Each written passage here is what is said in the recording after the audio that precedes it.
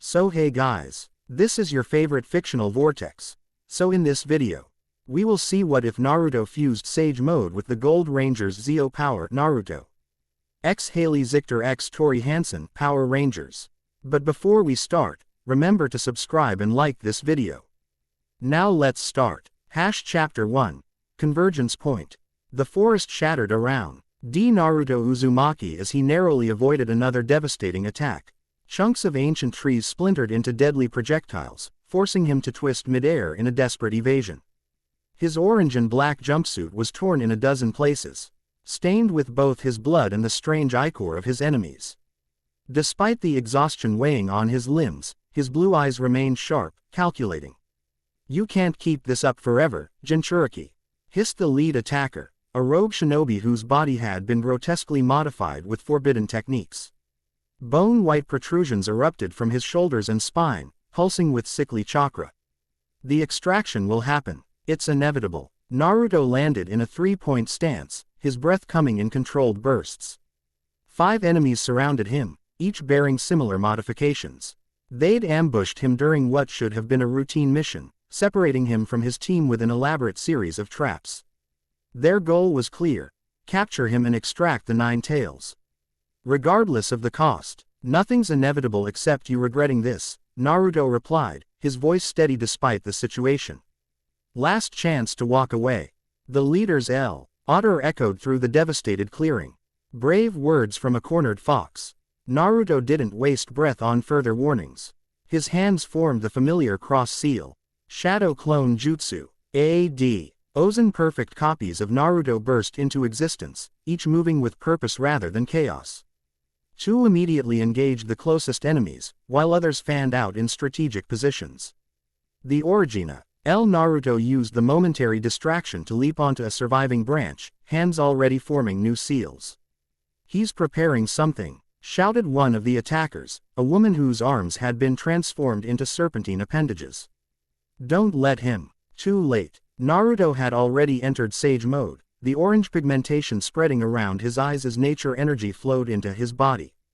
The world sharpened around him, each movement of his attackers becoming predictable patterns in the flow of energy. He could sense the tainted chakra in their modifications, artificial, unstable, and oddly resonating with something he couldn't identify. "Whatever you're planning won't save you," the leader called out, forming complex hand signs.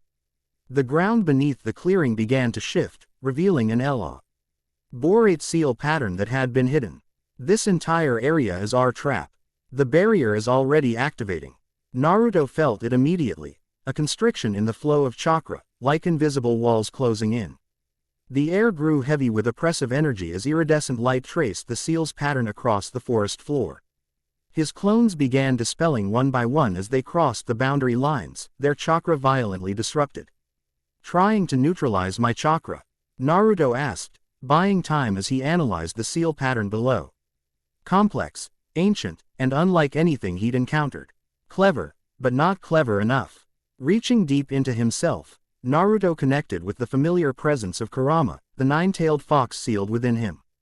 Their partnership had evolved beyond the adversarial relationship of his youth. Now they were true allies. "Kurama, I need more power to break this seal, Naruto communicated internally.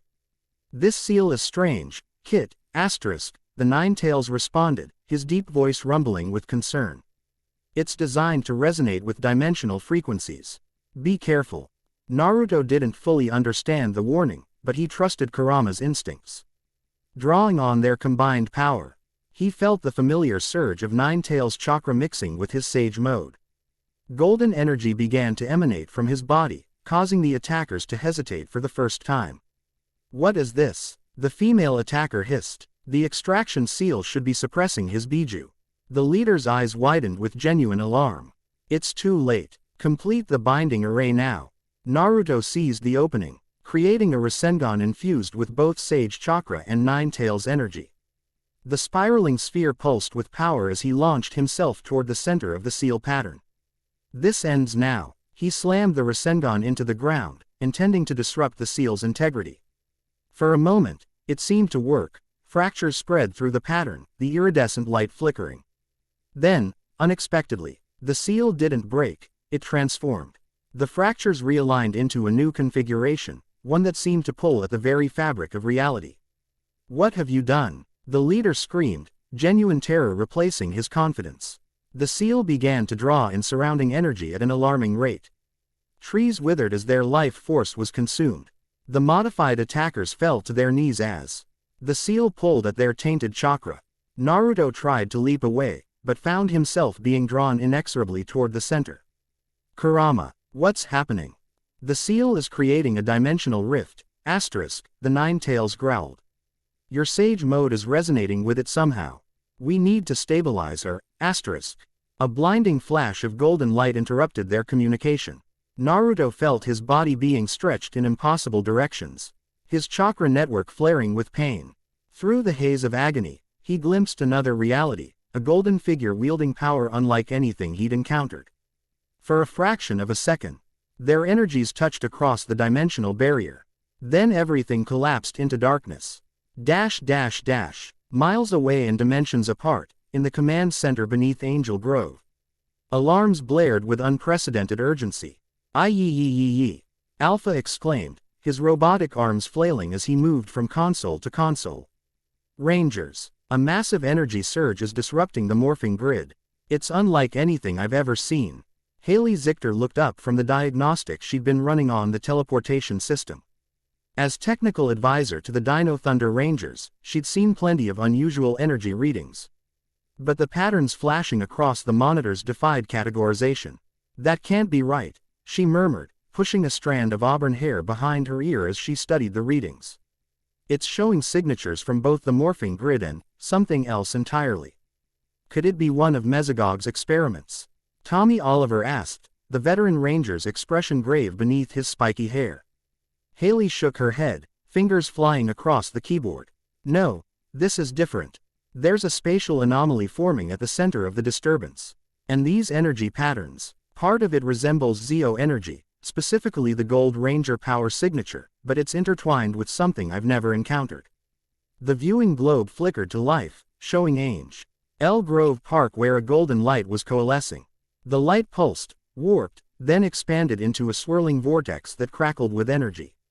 "Whatever it is, we need to investigate," Tommy said, reaching for his communicator. "All contact." The alarm system suddenly shifted tone, indicating a secondary threat. "It appears Mondo has noticed the disturbance as well," Alpha reported. "Cogs are teleporting to the park location, along with one of his monsters." "Perfect timing," Tommy muttered. "Haley, can you track the energy signature while I coordinate a response?" "Already on it," she replied, her focus unwavering. "There's something else you should know. I'm detecting a life form at the center of the anomaly. Whatever's causing this disturbance, it's alive."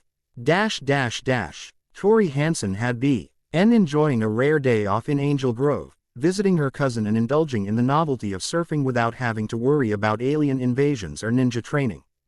As the blue wind rangered become precious commodities, the waves she was riding curled perfectly, and she adjusted her stance with practiced precision. Water was her element in more ways than one. As a water ninja, she felt a connectio to the ocean that went beyond the physical. She could sense currents and movements that others couldn't perceive, which made her an exceptional surfer even before her ranger training. That same sight of it now warned her that something was wrong.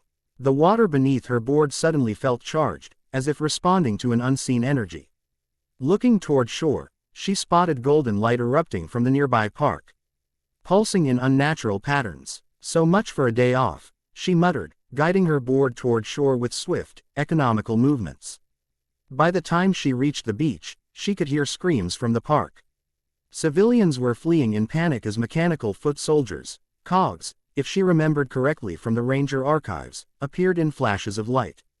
Leading them was a creature that looked like a nightmarish fusion of technological components and organic matter, with multiple arms ending in various weapons. Tori grabbed her backpack from the sand, ducking behind a changing cabana to retrieve her wind morpher. She hesitated, assessing the situation. This wasn't Blue Bay Harbor, her usual territory. Protocol suggested contacting the local ranger team before engaging. That consideration became moot when she spotted a teenage boy running from a group of cogs, about to be cornered against the park's lake. Without further hesitation, Tori sprinted toward them, her R's of ninja training evident in her fluid movement. "Hey, tin cans," she called out, drawing their attention. "Why don't you pick on someone who can actually fight back?" The cogs pivoted toward her, their mechanical heads tilting in unison. Tori didn't wait for them to process the new threat. She leapt into action, her fighting style distinctly different from most rangers, less power-based and more about precision and redirection. Hallmarks of her ninja training. A spinning kick knocked the closest cog off balance, while she ducked under another's swing and used its momentum to send it crashing into two more. "Run," she called to the teenager, who needed no further encouragement. As the boy fled, Tori found herself surrounded by 8 cogs. "Time to stop holding back. Ninja Storm, Ranger form," she called out, activating her morpher. Blue energy enveloped her as her ranger suit materialized, the familiar power surging through her body. Power of water. Now morphed, Tori moved with enhanced speed and strength, her fighting style incorporating water-like fluidity even in her movements. She summoned her sonic fin, using it to disorient the mechanical foot soldiers before dispatching them with precise strikes. With the immediate threat neutralized, she turned her attention to the source of the golden light, now pulsing more intensely near the center of the park. The monster she'd spotted earlier was advancing toward it, its weapons powering up.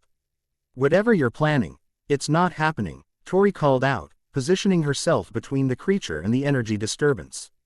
The monster turned toward her, its voice a grating mechanical rasp.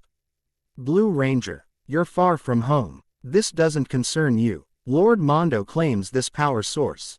"Funny thing about Rangers," Tori replied, settling into a defensive stance. "We tend to make threats to innocent people our business, no matter whose territory it is." Before the monster could respond, the golden vortex expanded dramatically, releasing a shockwave that knocked both Tori and the creature off their feet. From within the light emerged a figure, dropping to one knee on the grass. Tori recovered quickly, rolling to her feet to assess this new development. The figure was human, a young man with spiky blonde hair and unusual facial markings that resembled whiskers. His orange and black clothing was torn and singed, but what caught her attention was the golden energy surrounding him, pulsing in patterns that matched the dissipating vortex. The stranger stood slowly, his movements cautious but not unsteady. His blue eyes scanned the surroundings with tactical precision, taking in Tori, the monster, and the remaining cogs with a single sweeping glance.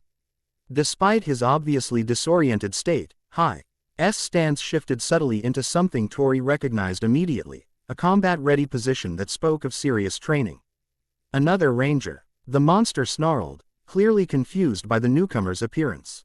The blonde stranger looked down at himself, then back at the monster.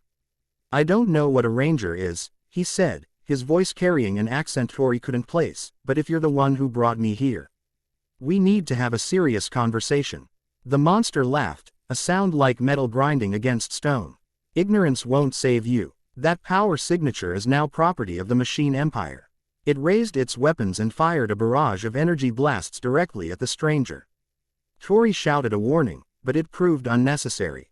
The young man moved with astonishing speed, evading the blasts with acrobatic precision that even her ninja training couldn't match. He wasn't just fast. He was reading the attacks before they happened, moving with a preternatural awareness that reminded her of a seasoned martial arts master. "Your aim could use some work," the stranger commented, landing gracefully after a backflip that had carried him over a particularly vicious blast. "My turn." What happened next left Tori momentarily speechless. The young man formed a familiar hand sign, one she recognized from her ninja training, but the technique that followed was unlike anything she'd seen. Multiple copies of himself appeared in puffs of smoke, not illusions but solid duplicates that immediately spread out to engage the cogs. "Shadow Clone Jutsu," Tori whispered in recognition. The scale and solidity of the clones far exceeded anything the Wind Ninja Academy had taught. The monster recoiled in surprise. "What trickery is this?" "No tricks," the original stranger replied, as two of his clones began forming what looked like a spinning sphere of energy between their hands. "Just ninjutsu." The clones charged forward, thrusting the energy sphere toward the monster. "Rasengan." The impact was devastating. The energy sphere ground into the monster's chassis, tearing through mechanical components and sending it flying backward into a tree, which cracked under the force. The monster struggled to its feet, sparks erupting from its damaged body.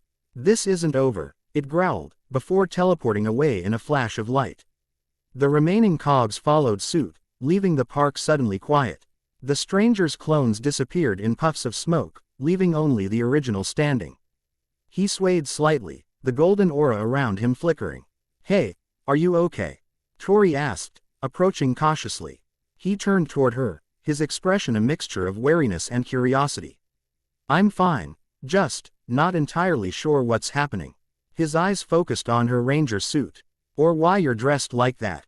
Is this some kind of genjutsu?" Before Tori could respond, the young man's eyes rolled back and he collapsed. The golden energy surrounding him flared once more before, settling into a subtle aura that clung to his unconscious form.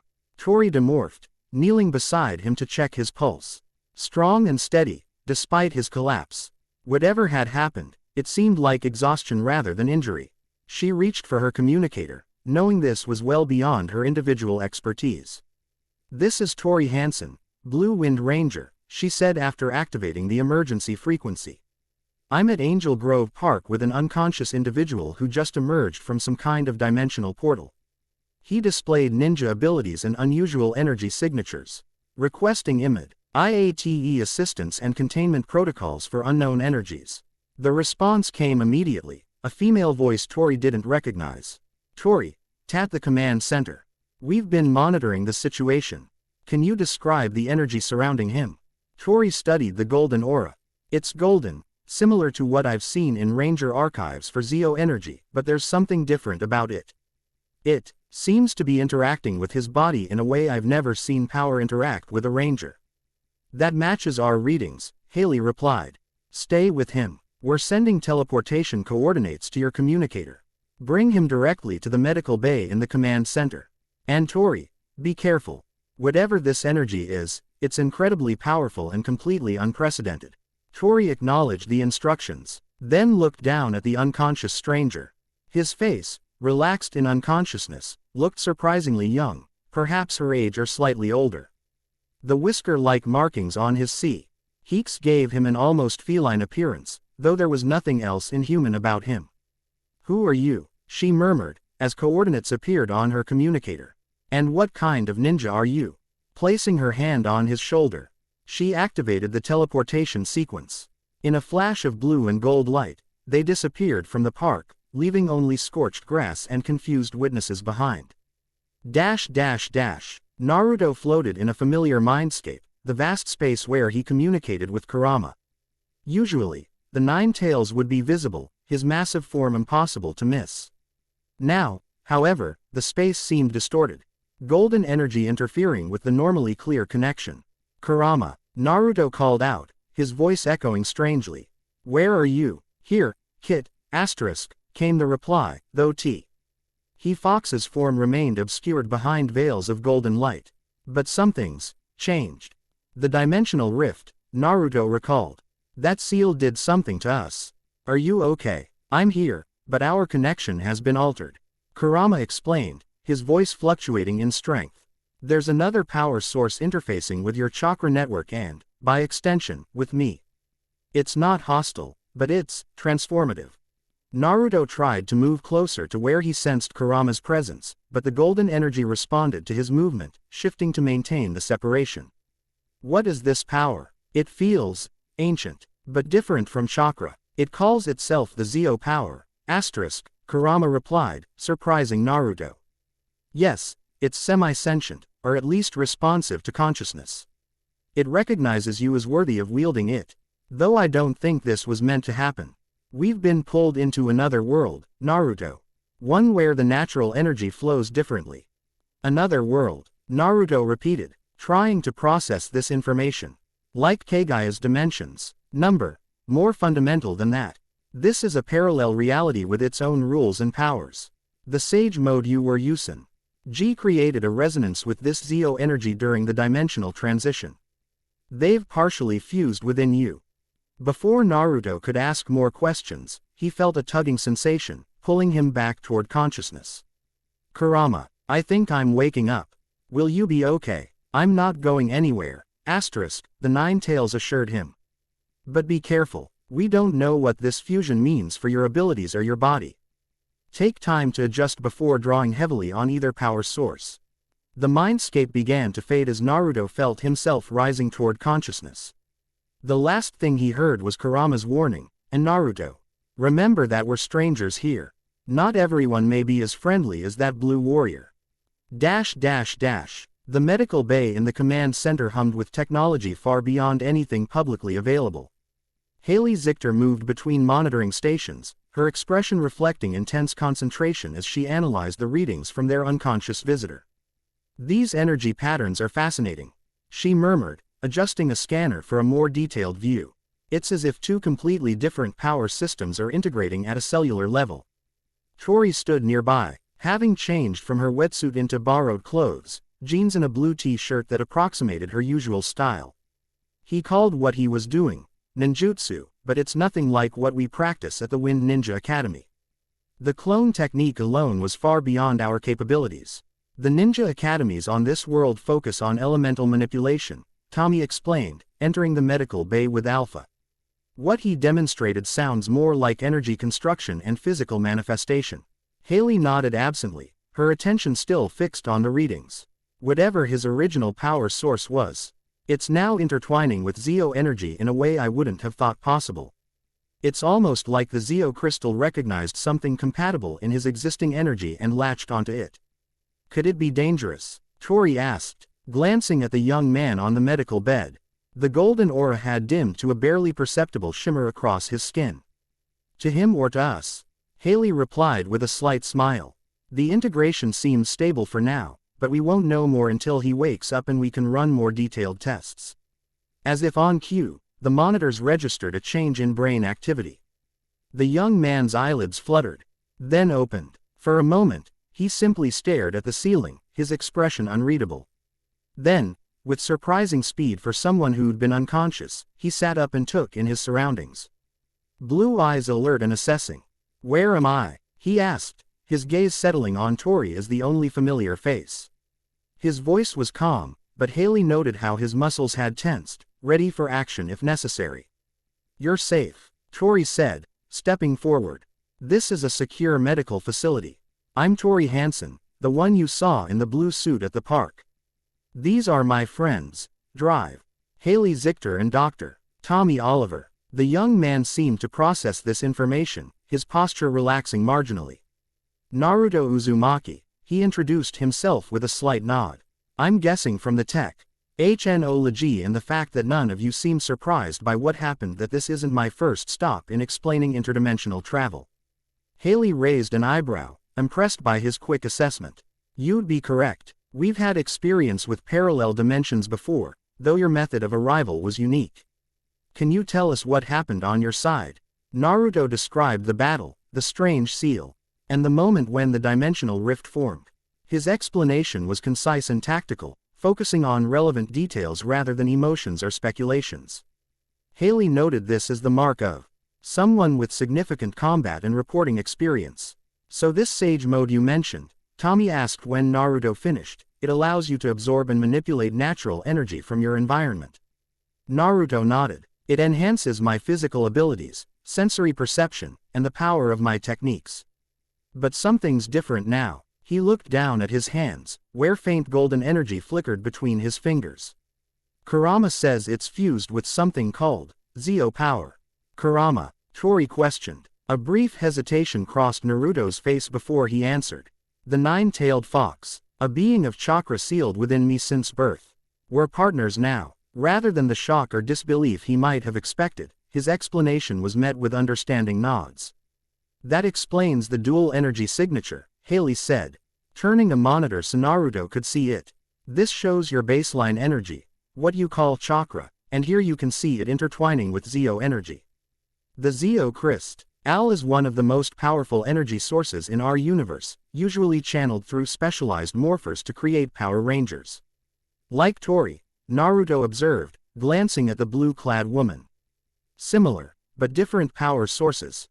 Tommy clarified. Tori's ranger powers come from a ninja academy's connection to elemental forces.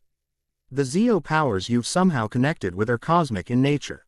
Naruto absorbed this information, his expression thoughtful.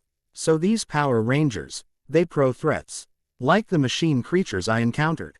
Exactly, Tori confirmed. Different ranger teams protect different regions or face specific threats. What you fought were cogs, foot soldiers of the Machine Empire, led by King Mondo, who apparently has taken an interest in your unique energy signature, Haley added, gesturing to another monitor showing footage from after Naruto had collapsed. Machine Empire teleportation signatures indicated they'd returned to the park for scans. Naruto's expression hardened slightly. So I've potentially brought danger to your world.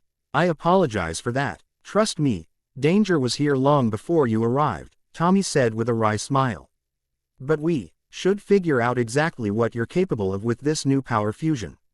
If the Machine Empire is interested, others will be too. Naruto nodded, then swung his legs off the medical bed, testing his stability before standing. The golden energy around him brightened momentarily before settling back into a subtle aura. I'm ready whenever you are. The sooner I understand these changes, the better equipped I'll be to handle them. I'll set up the training simulation, Tommy offered. It's designed to withstand ranger-level abilities, so it should be able to handle whatever you throw at it. As Tommy left, Haley handed Naruto a device resembling a wristwatch. This will monitor your energy outputs and vital signs during training. It might also help you track the changes in your abilities. Naruto accepted it with a grateful nod, strapping it to his wrist. Where I'm from, we don't have technology like this. Chakra monitoring is usually done by specialized sensors or medical ninja. Well, now you've got the best of both worlds, Haley replied with a smile. Quite literally. Speaking of both worlds, Tori interjected, you mentioned partners back home. Will they be looking for you? Something flickered across Naruto's face. Concern, perhaps, or homesickness. Yes, my friends won't give up trying to find me. Especially Sakura and Sasuke, and Kakashi-sensei would move mountains if necessary. He paused, then added more quietly, I just hope that seal didn't affect them too. If there's a way back, we'll help you find it, Tori promised. But first, let's figure out what you're capable of here. Naruto met her gaze, his blue eyes reflecting determination and something else. A flicker of golden light that matched the energy surrounding him. Thank you, all of you. I've learned that having allies in unfamiliar territory makes all the difference. As they prepared to leave the medical bay, Haley noticed something on one of the monitors, a brief spike in THE integration patterns whenever Naruto's emotions became more pronounced. The Zeo energy wasn't just passively fusing with his chakra, it was responding to his will and feelings. Interesting, she murmured to herself, making a note to monitor this pattern during training. Whatever this fusion was creating, it was clearly more than the sum of its parts. The training room beneath the command center was a technological marvel, an expansive space with reconfigurable elements and holographic projection capabilities that could simulate virtually any environment or opponent. Currently, it was set up as a neutral arena with various obstacles and targets. Naruto stood in the center, dressed in repaired versions of his original clothes. Haley had used some kind of advanced technology to mend the tears and burns. Though she'd been unable to remove all the bloodstains, he didn't mind. Battle-worn clothing was nothing new to him. From an observation booth above, Tommy monitored the system. While Haley tracked Naruto's energy readings. Tori had opted to join Naruto on the training floor, her experience with ninja techniques making her the most suitable partner for this initial assessment. The simulation will start with basic targets to test accuracy and power, Tommy explained over the communication system. Then we'll introduce moving obstacles and eventually combat simulations. The goal is to establish a baseline for your abilities and see how this energy fusion affects them. Naruto nodded his understanding. Should I start with basic techniques or jump straight to the advanced stuff? Start basic, Haley advised. We need to see how even your simplest abilities are affected. The first targets appeared, standard circular targets at various distances. Naruto reached for a kunai by instinct. Then remembered his equipment pouch had been damaged in the original battle. Tori noticed his hesitation and tossed him several shuriken from her own supply. Not exactly what you're used to, she asked, noting how he examined the star-shaped projectiles. Similar enough, Naruto replied with a smile. He tested the weight of one shuriken, then launched it with a quick flick of his wrist. The projectile embedded itself perfectly in the center of the farthest target. What surprised everyone, including Naruto, was the golden trail the shuriken left in its wake, and the way the target cracked from the impact, as if he'd thrown it with far more force than should have been possible. That's new, Naruto commented, looking at the remaining shuriken in his hand, now glowing faintly gold. The Zeo energy is automatically enhancing your projectiles, Haley observed, her voice excited. Try your shadow clone technique now. Naruto formed the familiar hand sign. Shadow clone jutsu. The resulting explosion of smoke was larger than usual, clearing to reveal not the dozen clones he'd intended, but nearly 50, each surrounded by the same subtle golden aura as the original. Whoa, Naruto and several of his clones said in unison. That's definitely more than I was aiming for. Your chakra efficiency has increased exponentially, Haley reported, studying the readings. You're using less energy per clone but creating more of them. Tommy leaned forward in his seat. Try having them perform different tasks simultaneously. Let's test the independence and range. Naruto nodded, then gave mental commands to different groups of clones. Some began sparring with each other, others practiced chakra control exercises by walking up walls, while another group worked on forming Rasengan. Each group functioned perfectly, maintaining more independence than his clones typically exhibited. The connection between you and your clones seems stronger, Tori observed, walking among them with professional interest. In our ninja training, even the most advanced clone techniques create copies with limited autonomy. They're not just acting more independently, Naruto replied, watching his clones with analytical eyes. They're more durable too. As if to demonstrate, one clone took a solid hit from another during sparring that would normally have dispelled it, but instead merely staggered back before continuing. Let's test your sensory abilities, Tommy suggested. Tori, if you wouldn't mind creating some targets hidden by your ninja streak technique. Tori nodded and disappeared in a blur of blue motion, placing small targets throughout the training area at varying levels of concealment. When she returned to Naruto's side, she found him already in a meditative pose. Eyes closed in concentration. The change was subtle but noticeable. The orange pigmentation that typically appeared around his eyes during Sage Mode manifested, but with a golden sheen overlaying it. When he opened his eyes, they reflected the same dual nature, blue with both the horizontal pupils of Sage Mode and flecks of gold throughout. 12 targets, Naruto said without hesitation. 3 behind the eastern obstacles, 2 concealed in shadow pockets near the ceiling, 4 buried beneath the floor panels, and 3 using some kind of technology to bend light around them. Tori's eyes widened in surprise. That's exactly right. But how did you detect the ones with the cloaking devices? They're designed to mask energy signatures. I can sense the disruption they create in the natural energy to his feet. It's like seeing a rock in a stream by watching how water moves around it, even if the rock itself is invisible. Your Sage Mode sensory abilities are interfacing with the Zeo energy's cosmic awareness, Haley theorized. This fusion isn't just additive, it's creating entirely new capabilities. Tommy's voice took on a more serious tone. Let's move to combat assessment. Alpha, initiate training sequence Zeta 3. The training room shifted, holographic technology creating the illusion of an urban environment. Simulated civilians appeared, going about their daily business, while a threat indicator began counting down on the wall displays. This simulation will test both power and precision, Tommy explained. The objective is to neutralize hostile targets while minimizing collateral damage and protecting civilians. Naruto nodded, his expression focused. As the countdown reached 0, holographic enemies materialized. Some resembling the cogs he'd encountered earlier, others more monstrous in appearance. They immediately began attacking both the environment and the simulated civilians. What followed impressed even Tommy, who had seen countless rangers in action. Naruto moved with fluid precision, each motion economical yet devastatingly effective. His shadow clones deployed in strategic formations, some evacuating civilians while others engaged enemies. The original Naruto focused on the largest threats, using variations of his Rasengan technique enhanced by the golden Zeo energy. Most striking was his battlefield awareness. Naruto seemed to perceive threats before they fully materialized, positioning clones to intercept attacks aimed at civilians or vulnerable infrastructure.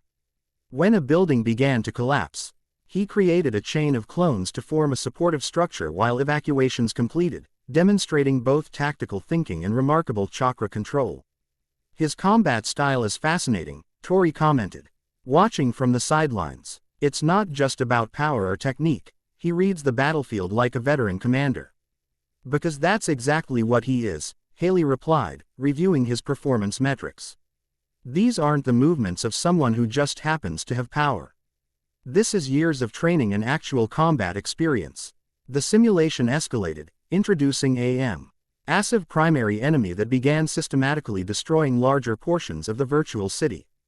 Naruto dispelled most of his clones, drawing their accumulated experience back to himself. The golden aura around him intensified as he formed a new hand sign. Let's see what this fusion can really do, he said, more to himself than anyone else. Sage Art. Golden Rasengan. The technique that formed between his hands wasn't the standard Rasengan, nor was it the Rasenshuriken he'd developed. Instead, it was a perfect sphere of swirling golden energy, containing what looked like miniature galaxies within its structure. When he launched it toward the primary enemy, it didn't simply impact, it expanded, engulfing the target in a cocoon of golden light that collapsed inward, leaving nothing behind. The simulation abruptly ended, the holographic environment dissolving around them. In the observation booth, alarms were sounding as systems struggled to process the energy readings. That was, Tommy began, searching for words. Incredible, Haley finished, staring at her monitors. You didn't just destroy the simulation target, you temporarily altered the dimensional properties of the space it occupied. In layman's terms, you essentially created a localized pocket dimension that collapsed on itself. Naruto looked down at his hands, the golden energy still dancing between his fingers. I didn't mean to overdo it. I was just trying to adapt my Rasenshuriken to this new energy. You didn't overdo anything, Tommy assured him, his voice calm despite the alarms still sounding in the background. You've just demonstrated why the Machine Empire is so interested in your energy signature. What you just did shouldn't be possible without a direct connection to the full Zeo crystal. Haley managed to silence the alarms, her expression a mixture of scientific fascination and strategic concern. Which means every power-hungry entity in this dimension will be after you once word gets out. Naruto absorbed this information with a composed nod. It wouldn't be the first time I've been a target because of the power I contain. His tone held no self-pity, just pragmatic acceptance. At least this time I've found allies early in the process. Tori approached him, respect evident in her expression. You've definitely found allies, and speaking as someone who's part of a ranger team, I can tell you that having that kind of support makes all the difference when facing impossible odds. A slight smile crossed Naruto's face. Where I'm from, we have a saying, when you have someone to protect, that's when your true strength emerges. I've found it to be consistently true. Before anyone could respond, an alert sounded from the command center's main communication system. Tommy activated the link, and Alpha's anxious voice came through clearly. Rangers, the monster from the park has returned with reinforcements. They're attacking civilians in the downtown district and demanding the golden power source surrender himself. Naruto's expression hardened. They're after me. They're using civilians as bait, Tommy clarified, his voice reflecting years of experience with such tactics. Standard procedure would be to evacuate first, then engage with a full ranger team. How long would evacuation take? Naruto asked. Too long, Haley admitted, reviewing city cameras. They've already created a containment field around a 3-block radius. Breaking through it would require. I'm going, Naruto decided, his tone leaving no room for argument. Those people are in danger because of me. I won't hide while others suffer the consequences. Tommy studied him for a moment, then nodded. I suspected you'd say that. Tori, can you accompany him? I'll contact the other available rangers for backup. Of course, Tori agreed immediately. I can teleport you to the perimeter of the containment field, Haley offered, already programming coordinates. But breaking through will be your first challenge. Naruto formed a single hand sign, creating 3 shadow clones. I think we can handle that part. The real question is what happens after we're inside. That, Tommy said with the gravity of someone who'd faced countless such situations, is something you'll have to determine on the ground. But based on what I've seen today, I trust your judgment. The simple statement carried significant weight coming from a veteran ranger. Naruto acknowledged it with a respectful nod before turning to Tori. Ready when you are. Tori stepped beside him, activating her morpher. Ninja Storm. Ranger form. In a flash of blue light, her ranger suit materialized around her. Let's show the Machine Empire why picking fights with ninjas is a bad idea. A rare grin spread across Naruto's face as the golden aura around him brightened in response to his determination. Couldn't have said it better myself. Haley initiated the teleportation sequence, and pair disappeared in streaks of blue and gold light, heading toward their first true battle in this new alliance. From the shadows of the dimensional corridors between worlds, unseen by even the command center's advanced sensors, a figure watched these developments with calculating interest. The merging of Sage Chakra and Zeo energy was unprecedented, a convergence that shouldn't have been possible. Yet there it was, manifesting in a human vessel with potential beyond calculation. The Golden Sage, the figure murmured, the words echoing strangely in the dimensional void. An unexpected variable in the equation. How fascinating. The observation continued, patient and methodical, as plans centuries in the making adjusted to accommodate this new factor. The multiverse had just become interesting. Chapter 1 and Chapter 2, Power Resonance. Dawn painted Angel Grove with gentle amber light as Naruto stood atop the command center's observation deck. 3 days had passed since his arrival in this strange world. Days filled with tests, training, and tentative adjustments to his new reality. The golden energy that had fused with his Sage Chakra now flowed through him like a secondary circulatory system. Sometimes dormant, sometimes surging unpredictably when his emotions intensified. Below him, the desert stretched toward distant mountains, a landscape both alien and familiar. The arid terrain reminded him of the borderlands between the land of fire and the land of wind, yet the quality of light, the composition of the soil, even the scent of the air marked this as fundamentally different from his home dimension. Still brooding, Kit, Kurama's voice rumbled in his mind, tinged with its typical gruff concern. Observing, Naruto corrected aloud, knowing no one else was present to hear him speaking to the Nine Tails. This world feels younger somehow. The natural energy flows differently here. That's because it is different, Kurama replied. The very fundamentals of how energy manifests vary between dimensions. Here, what they call the morphing grid serves some of the functions that chakra does in our world, but it's more external. Naruto nodded, having reached similar conclusions during his initial attempts to gather natural energy for Sage Mode. The process worked, but required adjustments to techniques he'd long since mastered. The sound of the access door opening interrupted his reflections. Turning, he spotted Haley Zichter emerging onto the observation deck, carrying 2 steaming mugs. Her auburn hair was pulled back in a practical ponytail, and dark circles beneath her eyes suggested she'd been working through the night. Thought you might want some coffee, she offered, extending one of the mugs. Though I'm not sure if you have that where you're from. Naruto accepted the drink with a grateful nod. We have tea more commonly, but I've had coffee on missions to border regions. He took a cautious sip, finding it strong but not unpleasant.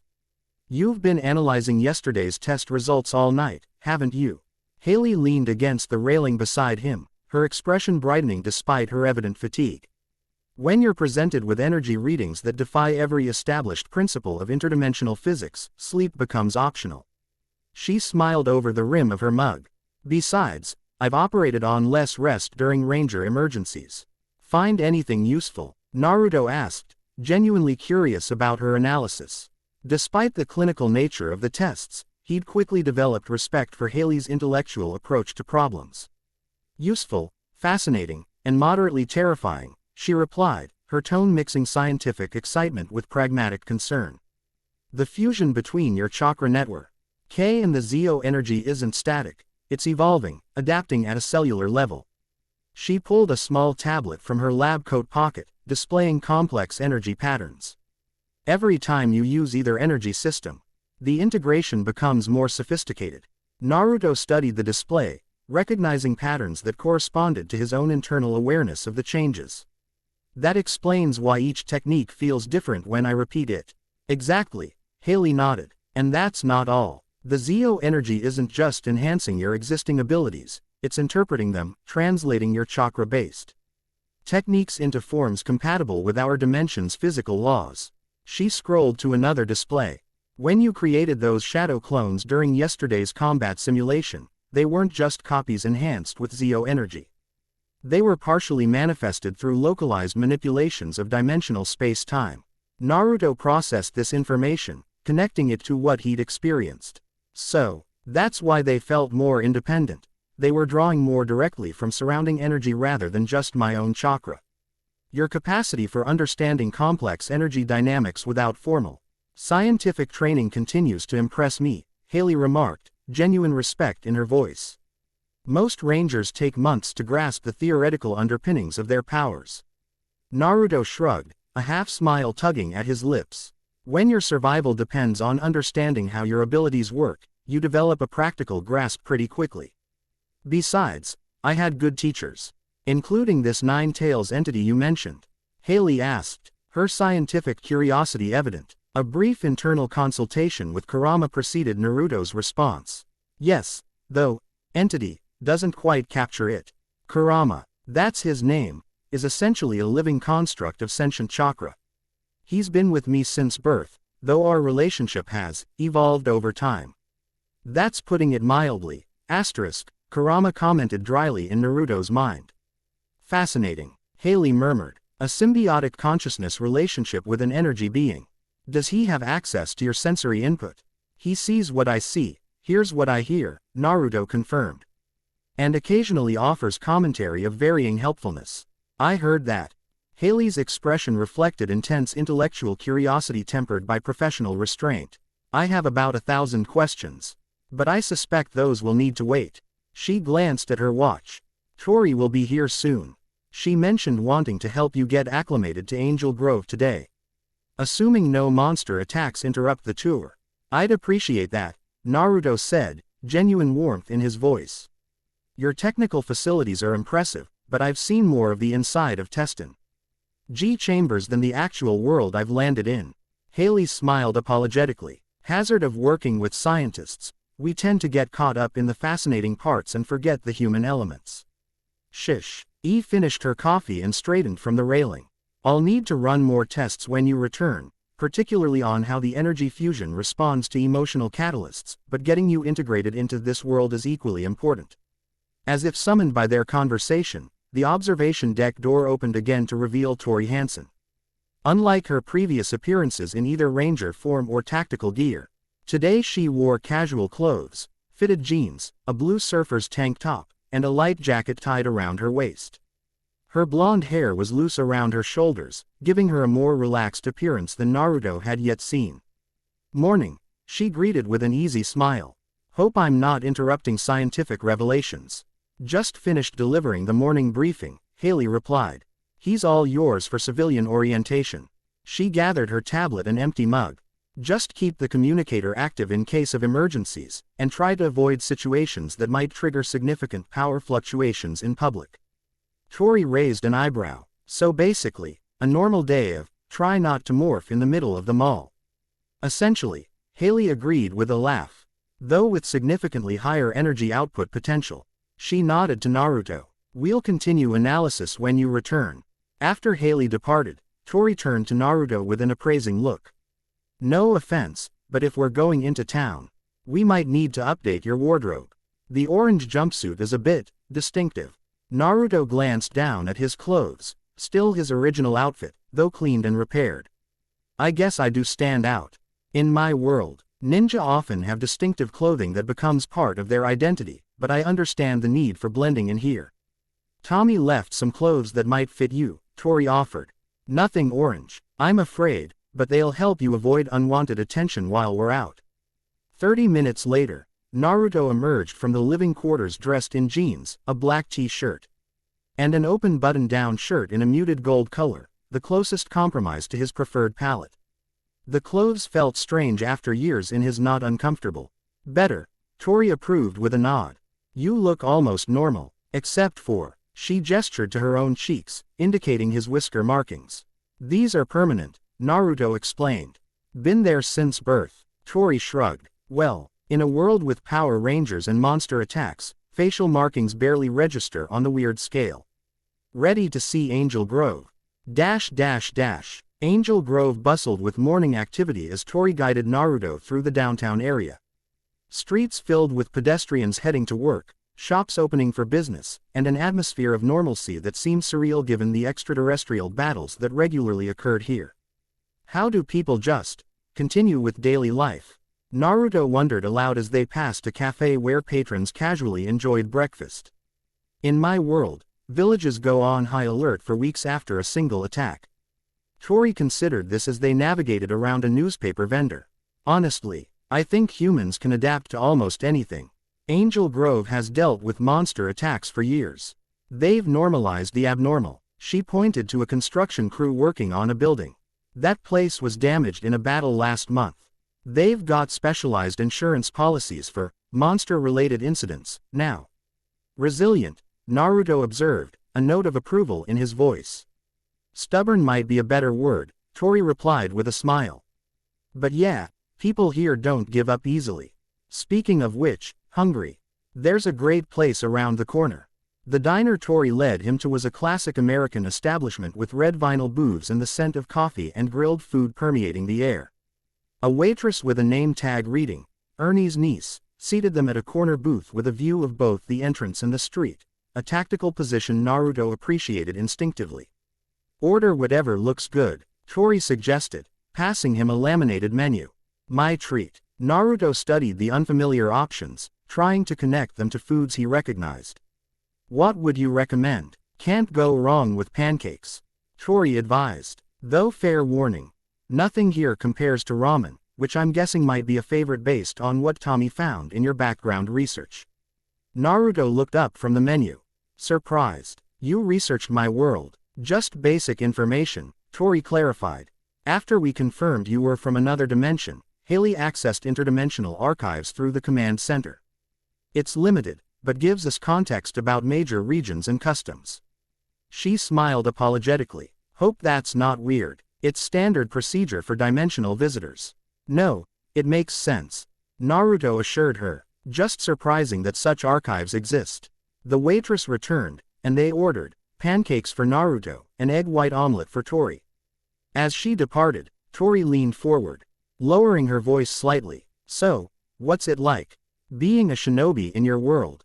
The question carried genuine curiosity rather than mere politeness. Naruto considered his response, appreciating her interest. Complicated, he finally answered. The shinobi world has been shaped by centuries of conflict between villages, nations, and ideologies. I grew up in Konaha, the Hidden Leaf Village, during a relatively peaceful period, but that peace was fragile. He paused as their food arrived, thanking the waitress before continuing. Every ninja follows their own path. Mine has been unconventional. Because of Kurama, Tori asked perceptively. Naruto nodded, impressed by her intuition. Partly. Being a Jinchuriki, a human container for a tailed beast, meant I was treated as a weapon or a threat for much of my childhood. But that's only part of my story. He took a bite of pancakes, his expression brightening at the taste. These are good. Tori smiled at his reaction. Glad you approve. And for what it's worth, I understand something about finding your own path. The Wind Ninja Academy has strict traditions about how elemental powers should be used. Water. Ninjas are supposed to be adaptable but reserved, following established forms. I've always been more improvisational. The best techniques are often those you develop yourself, Naruto agreed. My signature jutsu were either created by me or adapted from traditional forms to suit my specific abilities. Their conversation flowed easily as they ate, comparing notes on training methods, mentors, and the challenges of balancing duty with personal growth. Despite their different origins, Naruto found numerous parallels between their experiences. Both had faced skepticism about their approaches, both valued teammates deeply, and both had confronted enemies who threatened everything they cared about. It sounds like your Team 7 functions similarly to our Ranger teams, Tori observed as they finished their meal. Specialized abilities coming together for common goals. Though with significantly more interpersonal drama, Naruto added with a wry smile. Sasuke did try to kill me more than once before we sorted things out. Tori blinked in surprise. And you still consider him a friend? Some bonds transcend conventional logic, Naruto replied simply. He had his reasons, misguided as they were. We've reached an understanding. Tori shook her head in amazement. Your capacity for forgiveness is impressive. Not forgiveness exactly, Naruto clarified. Understanding. Once you truly understand someone's pain, it becomes impossible to hate them completely. Before Tori could respond, both their communicators emitted a subtle alert tone. Tori checked hers discreetly beneath the table, her expression shifting to focused alertness. Haley needs us back at the command center, she said quietly. Priority alert, but not an immediate emergency. Naruto nodded, immediately transitioning to tactical mindset. Lead the way. After paying for their meal, they exited the diner and found a secluded alley suitable for teleportation. Tori activated her communicator, and they disappeared in streaks of blue and gold light, leaving the normality of civilian life behind. The command center's main chamber buzzed with activity when they arrived. Haley and Alpha were kept at different consoles while Tommy conversed with a woman Naruto hadn't met before. Tall and slender with sharp features and close-cropped black hair styled in an undercut, she carried herself with academic precision. Her attire, charcoal gray pants and a burgundy blouse beneath a tailored lab coat, suggested professionalism, while the multiple electronic devices clipped to her belt hinted at technological specialization.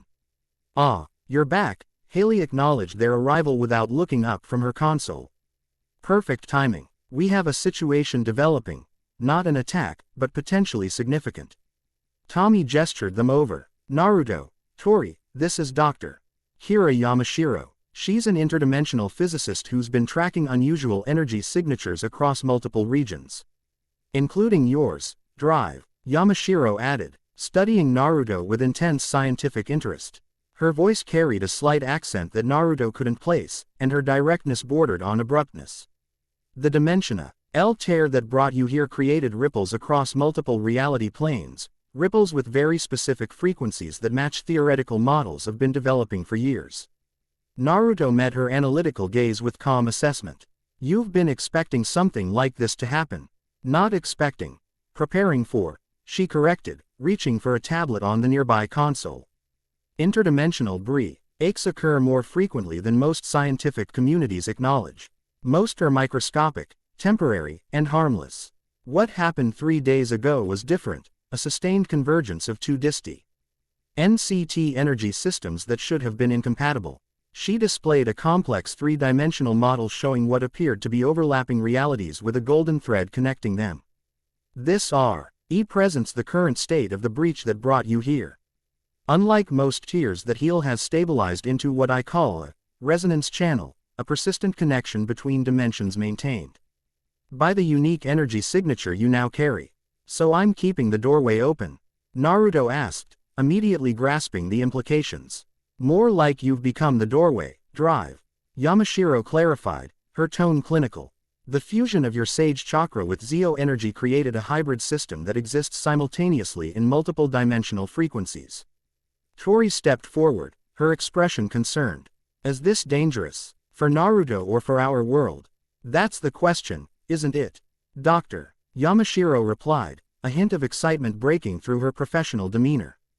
Theoretically, such convergences should be catastrophically unstable, yet here we are. She gestured to Naruto. He's not only surviving but thriving, and the dimensional boundaries remain intact despite the persistent connection. Haley joined the conversation, adding her perspective.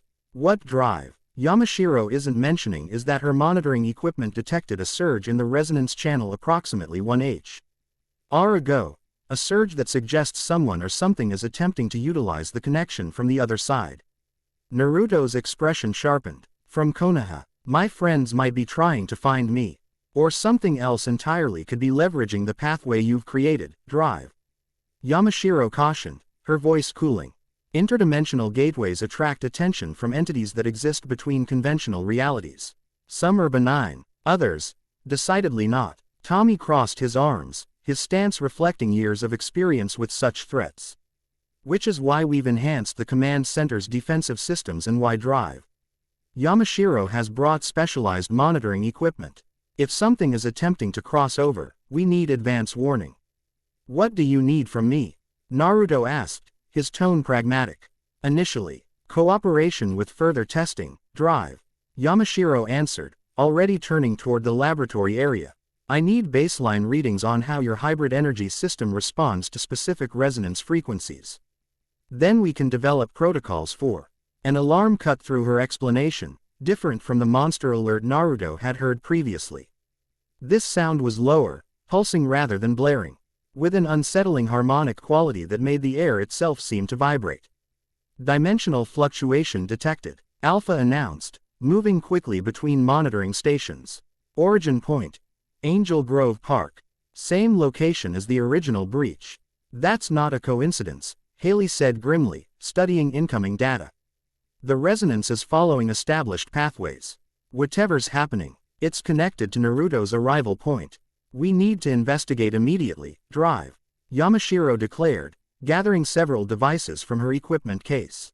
If this is what I think it is, we go together, Tommy interrupted firmly. No solo investigations of unknown dimensional phenomena.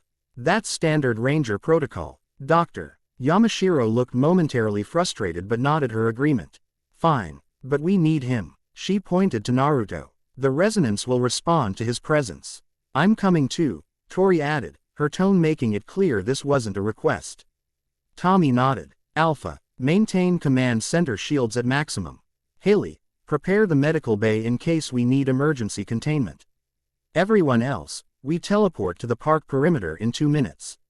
As they prepared, Naruto felt a strange sensation, a pulling, like an invisible thread connected to his core was being gently tugged. The golden energy within him responded, flowing toward his chest and concentrating there before dispersing throughout his system again.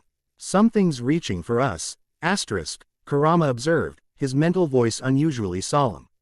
Something familiar, yet not. I feel it too, Naruto murmured. Like a echo bouncing back.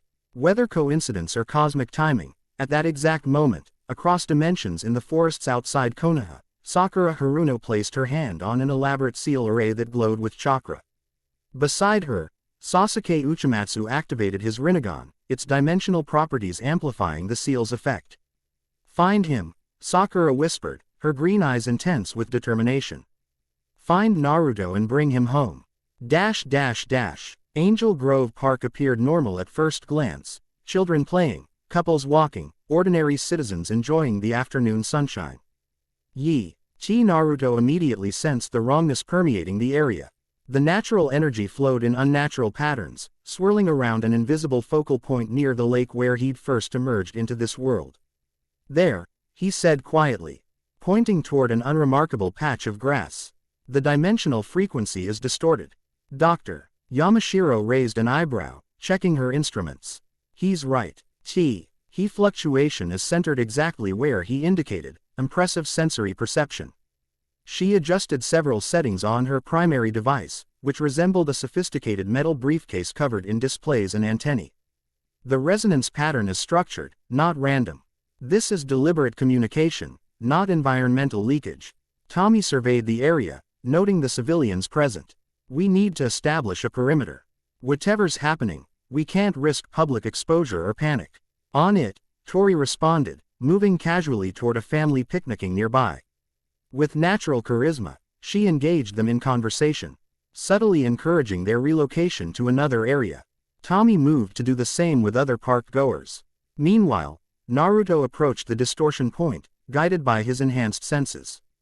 As he drew closer, the golden energy within him responded more strongly, flowing toward his hands without conscious direction. The air before him seemed to shimmer, like heat waves rising from summer pavement. But with faint traces of color, primarily indigo and gold, weaving through the distortion. The resonance is intensifying, Drive Yamashiro reported, following close behind with her instruments. It's responding to your proximity. Can you feel it? Yes, Naruto confirmed, extending one hand toward the distortion. It's like recognition. The energies are acknowledging each other. Dr. Yamashiro's eyes narrowed with scientific focus. Try channeling a small amount of your hybrid energy toward the fluctuation point. Just enough to establish connection, not enough to destabilize the local dimensional fabric. Naruto glanced at her. That's oddly specific guidance for what should be unprecedented phenomenon. A flicker of something, defensiveness, perhaps, crossed her features before smoothing into professional detachment. Theoretical models allow for predictive protocols even with novel energy systems. Not entirely convinced but seeing no reason to distrust her, Naruto turned back to the distortion. Drawing on his chakra control techniques, he channeled a carefully measured stream of energy from his palm toward the fluctuation. The golden energy flowed like liquid light, meeting the shimmering distortion with gentle persistence. The effect was immediate and dramatic. The distortion expanded, colors intensifying until they formed a translucent window approximately 2 meters in diameter. Through this window, hazy but recognizable, appeared a forest clearing. Standing within it were 2 figures Naruto instantly recognized, Sakura Haruno and Sasuke Uchimatsu. Surrounded by an elaborate seal array etched into the ground. Sakura, Sasuke, Naruto called out, instinctively stepping forward. Dr. Yamashiro grabbed his arm, restraining him with surprising strength. Don't cross the threshold. The connection is too unstable. You could collapse both dimensional planes. On the other side of the portal, Sakura's head snapped up, her eyes widening. Naruto, can you hear me? Her voice sounded distant, as if coming through water, but unmistakable. I hear you, Naruto called back, maintaining his position as warned. I'm alive. I'm in another dimension. Sasuke activated his Rinnegan. It's owing him to see more clearly through the dimensional window. The connection is weak but stable. Are you injured? I'm fine, Naruto assured them, emotions threatening to overwhelm his composure. Something happened to my chakra. It fused with an energy source from this world. I'm working with allies here to understand it. We've been trying to locate you for days, Sakura explained. Her medical training evident in how she visually assessed him despite the distortion. Kakashi-sensei and Shikamaru are working with the SEAL division to find a way to bring you back. The dimensional resonance is fluctuating. Drive.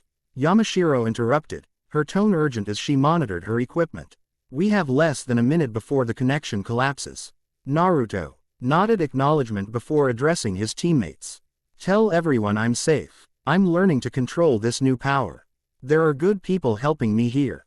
We'll find a way to bring you home. Sasuke stated with characteristic certainty. Maintain your position if possible. This location creates the strongest resonance point. The image began to waver, colors fading as the connection weakened. The seal is failing, Sakura called, her voice growing fainter. We'll try again with stronger anchoring points. Stay safe, Naruto. You too. And tell everyone. But before Naruto could finish, the dimensional window collapsed, leaving only empty air where the connection had been. For several moments, no one spoke. Naruto stared at the empty space, a complex mixture of emotions crossing his features, relief at seeing his friends alive and searching for him, frustration at the brevity of contact, hope that return might be possible, and concern about what his absence meant for Konaha. Dr. Yamashiro broke the silence, her attention on her instruments rather than the emotional impact of the event. Fascinating. The resonance maintained stability throughout the connection despite significant energy exchange. Your friends appear to have created a targeted dimensional probe using some form of seal-based technology. They're resourceful, Naruto replied simply, composing himself. If anyone can figure out interdimensional travel, it's them. Tommy and Tori rejoined them, having successfully cleared civilians from the immediate area. Was that your home dimension? Tommy asked, noting Naruto's expression. Yes, my teammates. Naruto turned to Dr. Yamashiro. You knew this might happen, didn't you? That's why you came to the command center today. She met his gaze evenly. Quote, I detected resonance patterns consistent with deliberate communication attempts. Yes, I suspected someone was trying to establish contact across the dimensional barrier using your energy signature as a beacon. And you didn't think to mention this possibility specifically? Tori asked, a hint of protectiveness in her tone. Science requires verification before speculation becomes assertion. Drive. Yamashiro replied coolly. Now we have confirmed that bidirectional communication is possible without catastrophic dimensional collapse. That's significant progress. Tommy intervened before tensions could escalate. What matters is that Naruto's friends know he's alive and safe. And we've gained valuable information about the nature of the dimensional connection. He turned to Naruto. This is good news, it means a path home exists. Theoretically. Naruto nodded, appreciating the perspective. Theoretically is better than impossibly. He glanced at Drive. Yamashiro, you mentioned entities attracted to dimensional gateways. Could something else use this connection point? Her expression turned grave. Absolutely. Which is why we need to establish monitoring protocols immediately. The Resonance channel you maintain exists whether actively used or not. Think of it as a door, closed but not locked. Then we should. Tommy began, but was interrupted by Tori's communicator signaling an alert. Haley reports unusual energy signatures 2 miles east of our position, Tori relayed after checking the message. Not dimensional fluctuations, something else entirely. Doctor. Yamashiro consulted her own equipment. Eyebrows rising in surprise. She's right. There's a concentration of energy forming in that area, energy with harmonic patterns similar to the dimensional resonance, but ritualized somehow. What does that mean? Naruto asked, already shifting to tactical readiness. It means someone is deliberately manipulating energies related to dimensional boundaries, Drive. Yamashiro explained, her voice tightening. Someone who understands the process and has specific objectives. Tommy made an immediate decision. We investigate now. Tori, contact Haley for teleport coordinates. Dr. Yamashiro, what should we expect? The physicist gathered her equipment with practiced efficiency. If I'm right, and I sincerely hope I'm not, we're dealing with dimensional cultists. Groups, obsessed with breaking barriers between realities, usually for misguided quasi-religious reasons. Her expression darkened. They're dangerous precisely because they understand just enough about our dimensional physics to cause catastrophic damage. Great, Tori muttered, because regular cultists aren't problematic enough. As they prepared for teleportation, Naruto felt the golden energy within him stirring. Responding to something beyond his perception. The brief connection with Konaha had changed something, awakened a new awareness in the hybrid power system.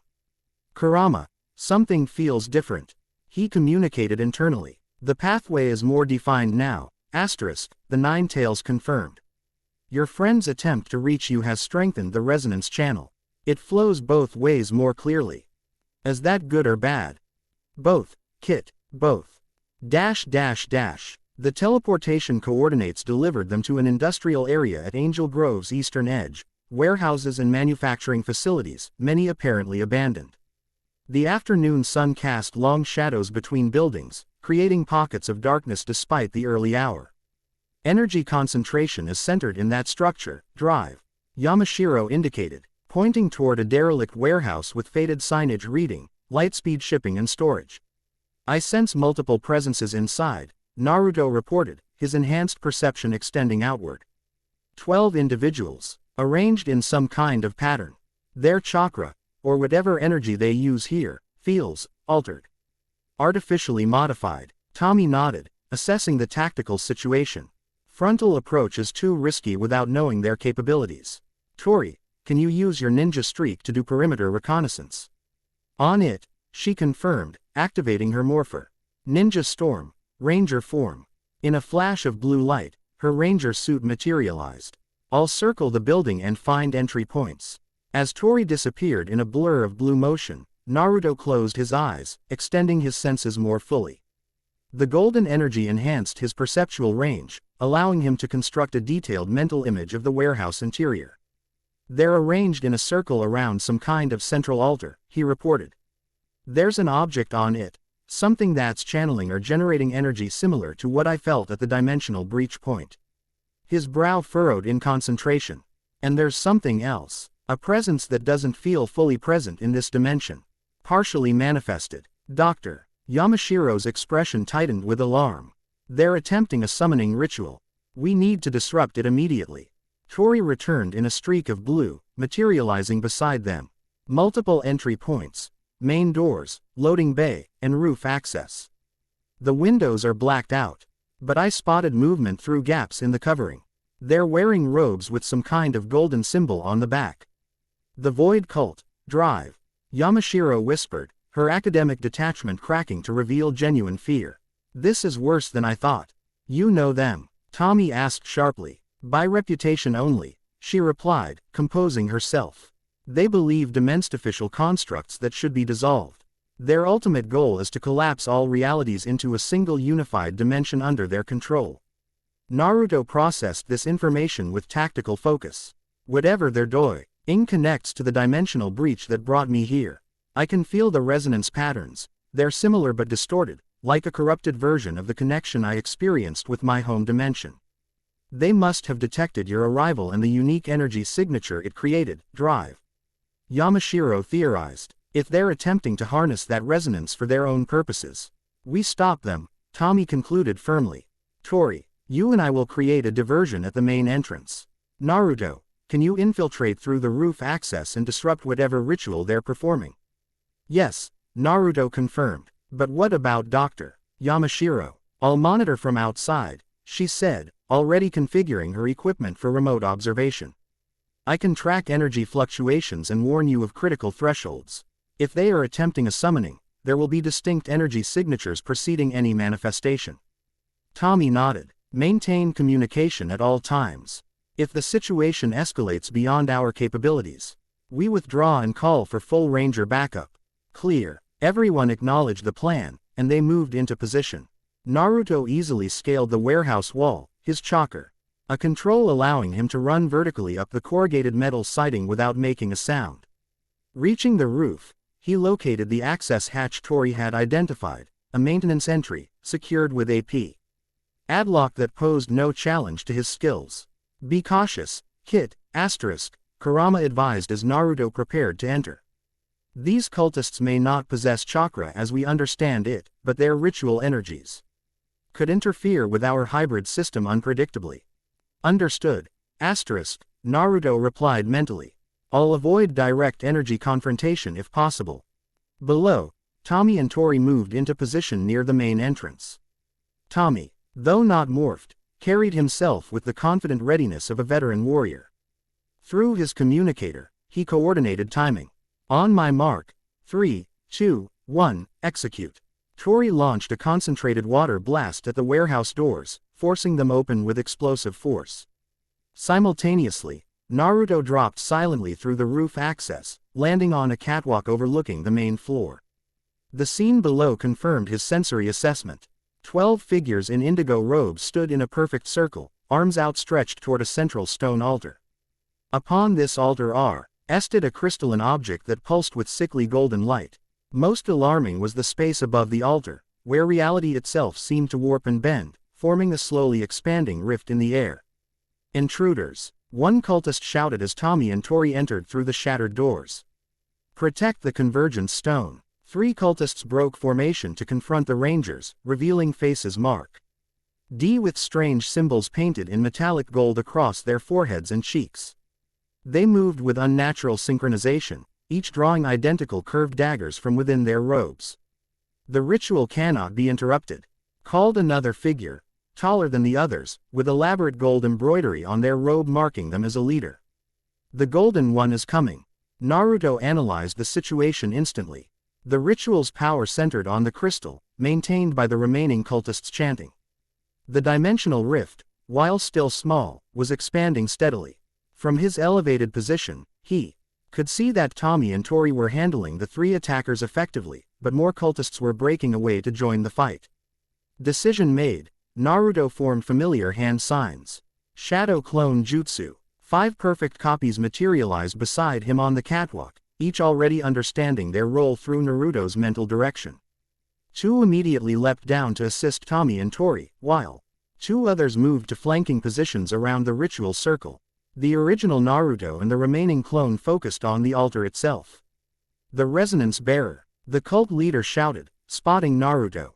He's here. The prophecy manifests. Quote, the leader's excitement rather than alarm at his presence gave Naruto pause. This wasn't the reaction of someone whose plans were being thwarted, this was anticipation. Dr. Yamashiro, Naruto spoke into his communicator, leaping from catwalk to support beam to gain a better position. They seem to have expected me. What does that mean? It means you're part of their plan somehow. Her voice crackled through the device. The energy readings are spiking. Your presence is amplifying the ritual effect. You need to destroy the crystal immediately. Below, the battle intensified. Tommy executed a perfect spinning kick that incapacitated one cultist, while Tori's water techniques immobilized two more.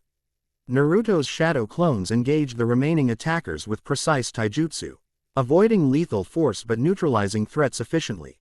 The cult leader began chanting in a language Naruto didn't recognize, making elaborate gestures toward the dimensional rift.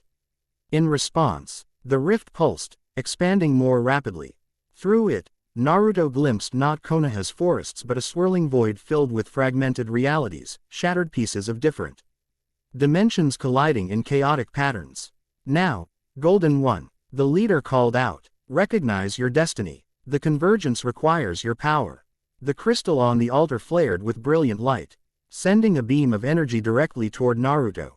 Acting on instinct, he channeled his hybrid chakra to counter it, golden energy meeting golden energy in midair. The result was catastrophic. Rather than nullifying each other, the energies resonated, creating a feedback loop that amplified both. The dimensional rift expanded explosively, reaching toward Naruto with tendrils of void-like energy. It's drawing on your power. Doctor, Yamashiro shouted through the communicator. Disengage immediately. Easier said than done. Naruto found himself caught in the energy stream, unable to break the connection. The golden power within him surged toward the rift as if recognizing something kindred. Kurama, I need help containing this. Naruto called internally. Working on it. The Nine Tails growled. His own chakra flowing through Naruto's network to create a buffer against the draining effect. This ritual was designed specifically for you, or rather, for the hybrid energy you carry. They've been waiting for this. Through the expanding rift, a figure began to take shape, humanoid but distorted, as if composed of fractured dimensional fragments. It reached toward Naruto with limbs that existed in multiple places simultaneously. Yes, the cult leader exulted. The Golden One comes to remake all dimensions in his image. Naruto made a split-second decision. If the ritual was drawing specifically on his hybrid energy, then overwhelming it with pure, unadulterated chakra might disrupt the carefully calibrated process. Everyone get down, he shouted to Tommy and Tori. Then, drawing deeply on Kurama's power rather than the golden hybrid energy, he formed a pure Rasengan. No Sage mode, no Zio influence, just raw chakra concentrated into its most potent form. Rasengan, he called, driving the spiraling sphere directly into the energy beam connecting him to the crystal. The reaction was immediate. The connection shattered, releasing a shockwave that knocked cultists off their feet. The crystal on the altar cracked, its golden light flickering erratically. Most significantly, the dimensional rift began to collapse, the partially manifested figure howling in rage as it was pulled back into the void. No, the cult leader screamed. The convergence was nearly complete. The remaining cultists scrambled to maintain the ritual, but without the crystal's focused power, their efforts proved futile. The rift continued to contract, reality reasserting itself as dimensional boundaries Stabry, having secured the cultists they'd been fighting, moved to apprehend the leader. It's over, Tommy stated firmly. Whatever you were trying to summon stays where it belongs. The leader laughed, a sound of genuine amusement rather than defeat. Over. This was merely the first attempt. The Golden Sage has been marked now, the resonance established. What has been connected cannot be truly separated. Golden Sage, Naruto questioned, landing beside Tommy. His shadow clones had successfully subdued the remaining cultists, though two had escaped in the chaos. The prophecy speaks of one who bridges dimensions, carrying the golden power of creation and destruction, the leader replied. Studying Naruto with unsettling intensity. You don't even understand what you are, do you? What you will become. Before anyone could respond, drive. Yamashiro burst through the warehouse entrance. Her equipment abandoned in favor of a sleek energy pistol Naruto hadn't seen before. Step away from him, she commanded, weapon trained on the cult leader. Dimensional cultists A.R.E. under Global Containment Protocols per Section 7 of the Interdimensional Security Act. Dr. Yamashiro? Tommy questioned, surprised by both her entrance and her apparent authority. Special Consu. LTANT to the Interdimensional Security Council, she clarified tersely. These individuals are now under my jurisdiction. The cult leader smiled beneath their hood. The council still believes they can control the inevitable. How charmingly naive. Their gaze returned to Naruto. Remember this moment, Golden Sage. When the barriers fall and realities merge, remember who recognized your nature first. Doctor. Yamashiro approached, her weapon unwavering. Secure the crystal fragments, she instructed Tommy. And contact your ranger command structure. We'll need specialized containment for both the cultists and the artifacts. As the situation transitioned from combat to containment, Naruto examined the fractured crystal, careful not to touch it directly. Even damaged, it emitted faint pulses of energy that resonated with the golden power within him. They created this specifically to interact with my hybrid energy, he observed to Kurama. How is that possible when I only arrived in this dimension a few days ago? Time flows differently between dimensions, Kurama replied, his mental voice thoughtful. For them, the prophecy of your coming may be ancient. Or perhaps they see. MPLY recognized the pattern when you arrived and adapted quickly. Either possibility was unsettling. Naruto looked up to find Tori watching him, her ranger helmet now removed to reveal concern in her expression. You okay? She asked quietly, moving beside him. That was intense. I'm fine, Naruto assured her, though the truth was more complicated. The connection to the crystal had felt simultaneously foreign and familiar, as if it recognized something within him that he himself didn't fully understand. Just processing what happened, Tori nodded, understanding in her eyes. For what it's worth, I wouldn't put too much stock in cultist prophecies. We've dealt with our share of chosen one narratives in the ranger world. They rarely play out as predicted. Her practical perspective brought a small smile to Naruto's face. Where I'm from, prophecies have a way of coming true, but rarely in the way anyone expects. The trick is not letting them define your choices. Wise words from someone so young, Tommy commented, joining their conversation after securing the crystal fragments in a specialized containment case provided by Dr. Yamashiro. Though I suspect you've had more experience with destiny than most. Naruto shrugged. Enough to know it's malleable. Dr. Yamashiro approached, her earlier intensity now masked behind professional composure. The containment team will arrive within 20 minutes. We should return to the command center to analyze these events and plan accordingly. Agreed, Tommy nodded, but I think some explanations are in order regarding your actual role here, Doctor. A flicker of irritation crossed her features before smoothing into resignation. Fair enough. My credentials as a physicist are genuine, but my primary affiliation is with the Interdimensional Security Council, a multi-government organization that monitors and manages threats crossing dimensional boundaries. And you didn't think this was relevant information when you arrived at our base? Tori asked, skepticism evident in her tone. The council operates with necessary secrecy, Yamashiro replied evenly. Most dimensional incursions are handled quietly without public knowledge. However, this situation, she glanced at Naruto. This is unprecedented. The fusion of Sage Chakra with Zeo energy creates possibilities neither my organization nor the Void Cult fully understands yet.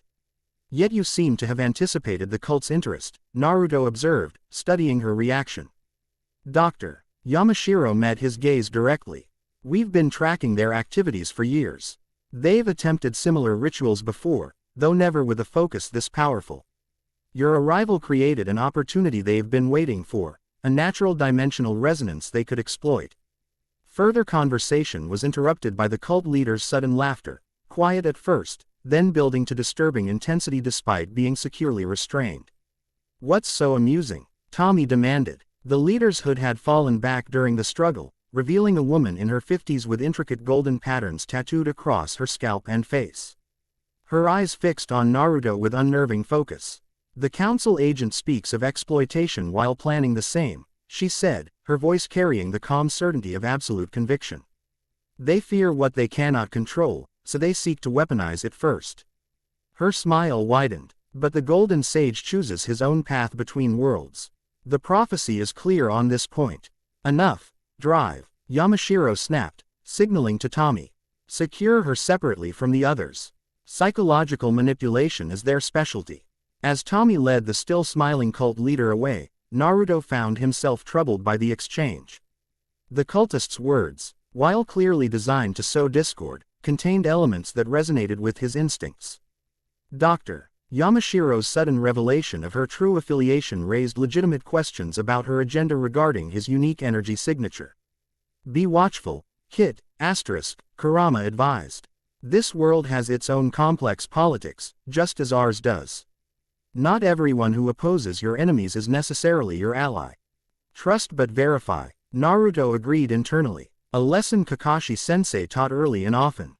Aloud, he addressed Drive Yamashiro with careful neutrality. I appreciate your intervention today. It seems there's much about this situation I still need to learn. She studied him for a moment, perhaps recognizing the measured response for what it was, neither rejection nor full acceptance of her explanations. Indeed, and I suspect we've only glimpsed the beginning of what your presence in this dimension will catalyze. Whether warning or prediction, the statement hung in the air. Between them as specialized transport vehicles arrived to contain the cultists and their artifacts. Whatever path lay ahead, Naruto knew one thing with certainty: the fusion of energies within him represented something significant beyond his personal journey home. How he chose to navigate that responsibility would shape not only his future but potentially the relationship between dimensions themselves. As they prepared for teleportation back to the command center, he glanced once more at the fractured crystal, now secured in layers of specialized containment. Even damaged and restrained, it pulsed with energy that called to something deep within his hybrid power. Golden Sage, the cultist had named him. A title he hadn't chosen, yet one that somehow felt fitting for the transformation he was undergoing. Not quite the shinobi he had been, not fully integrated into this world's powers, but something new, existing at the convergence point between realities. The question remained: was this convergence a bridge to understanding or the precursor to something more dangerous? Only time would reveal the answer, and time, as he was learning, flowed differently between worlds. Deep within the command center. Hours after the confrontation with the Void Cult, Haley Zichter worked alone in her laboratory. Multiple displays surrounded her workstation, each showing different aspects of the data collected during the day's events. Energy signatures from the dimensional connection with Konaha, readings from the cult's ritual, and most importantly, the ongoing evolution of Naruto's hybrid energy system. Fascinating, she murmured, correlating patterns between datasets. The resonance frequencies are harmonic, not chaotic. There's an underlying structure to the dimensional interactions that suggests. Her analysis was interrupted by the laboratory door sliding open. Tommy entered, carrying 2 mugs of coffee, a peace offering for interrupting her work and acknowledgement of the late hour. Thought you could use this, he said, placing 1 mug beside her keyboard. Any breakthroughs? Haley accepted the coffee gratefully, taking a moment to stretch muscles stiffened from hours of focused work. Several, though I'm not sure which qualify as good news versus concerning developments. Tommy pulled up a chair, recognizing her tone, Haley at her most analytical, weighing multiple complex factors. Start with the basics. What did we learn today? First, the connection between Naruto and his home dimension remains active, if dormant, she began, highlighting relevant displays. The brief contact with his teammates strengthened the resonance channel rather than destabilizing it. That suggests controlled, two-way travel might eventually be possible. That's good news, Tommy observed. He deserves a way home, regardless of how valuable his abilities might be here. Haley nodded agreement. Second, the Void Cult was specifically targeting his unique energy signature, suggesting they either predicted his arrival or adapted existing protocols to exploit it. Either possibility indicates more sophisticated understanding of dimensional mechanics than we previously attributed to them. And Dr. Yamashiro's involvement, Tommy prompted, his expression neutral but attentive. That's where things get complicated, Haley admitted, bringing up another display. Owing the physicist's credentials and what little information they'd been able to verify about the Interdimensional Security Council. Her expertise is genuine, and the organization she claims to represent does exist. I found references in deeply classified records from multiple government agencies. However, you don't trust her motivations, Tommy finished, demonstrating the intuitive understanding developed through years of partnership. I don't trust coincidences, Haley clarified. She arrived precisely when the dimensional connection to Konaha activated, with equipment specifically calibrated to monitor it. That suggests prior knowledge or expectation. She leaned back, considering her words carefully. And her interest in Naruto's hybrid energy signature seems professionally intense. Even for a dimensional physicist. Tommy absorbed this assessment, his experience with various allies turned adversaries making him receptive to such concerns. Keep monitoring her activities while she's in the command center. Respectfully, but thoroughly. Already implemented, Haley confirmed with a slight smile. But the most significant finding isn't about Dr. Yamashiro, it's about Naruto himself. She brought up new displays showing comparative energy readings from his initial arrival, the training sessions, and today's events. The fusion of Sage Chakra and Zeo energy isn't static, it's evolving. Becoming more integrated with each significant energy expenditure or emotional catalyst. Today's events accelerated that integration dramatically. Is that dangerous? Tommy asked, studying the complex patterns on display. Not inherently, Haley replied. But it's unprecedented. The Zeo crystal's energy was never meant to integrate with biological systems at this level. Rangers channel it through morphers specifically designed to buffer and direct the power. Naruto's chakra network is serving that function naturally, which shouldn't be possible according to everything we understand about Zeo energy. She highlighted another section of data. Moreover, his chakra isn't just containing the Zeo power, it's learning from it, adapting techniques to incorporate dimensional properties that previously didn't exist in his world's energy system. Creating new abilities, Tommy concluded, understanding the implications. Exactly. The golden Rasengan he demonstrated against the cult wasn't just enhanced with Zeo energy, it incorporated spatial manipulation properties that shifted its target partially out of our dimension. Haley's expression reflected professional awe tempered with caution. If this integration continues at its current rate, the techniques he'll eventually develop could fundamentally alter how energy interacts with dimensional boundaries. 2. MMY considered this information with the gravity it deserved. No wonder both the cult and Dr. Yamashiro's organization are interested. That kind of power could either stabilize dimensional barriers or shatter them completely. Depending on how it's used. And it's developing within someone who, by all accounts, makes decisions based on protecting others rather than acquiring power, Haley added, a note of approval in her voice. Having observed him these past few days, I can't think of many individuals I'd trust more with such potential. I agree, Tommy nodded. Which makes protecting high-M from those who would exploit that potential our priority. He finished his coffee, setting the mug aside.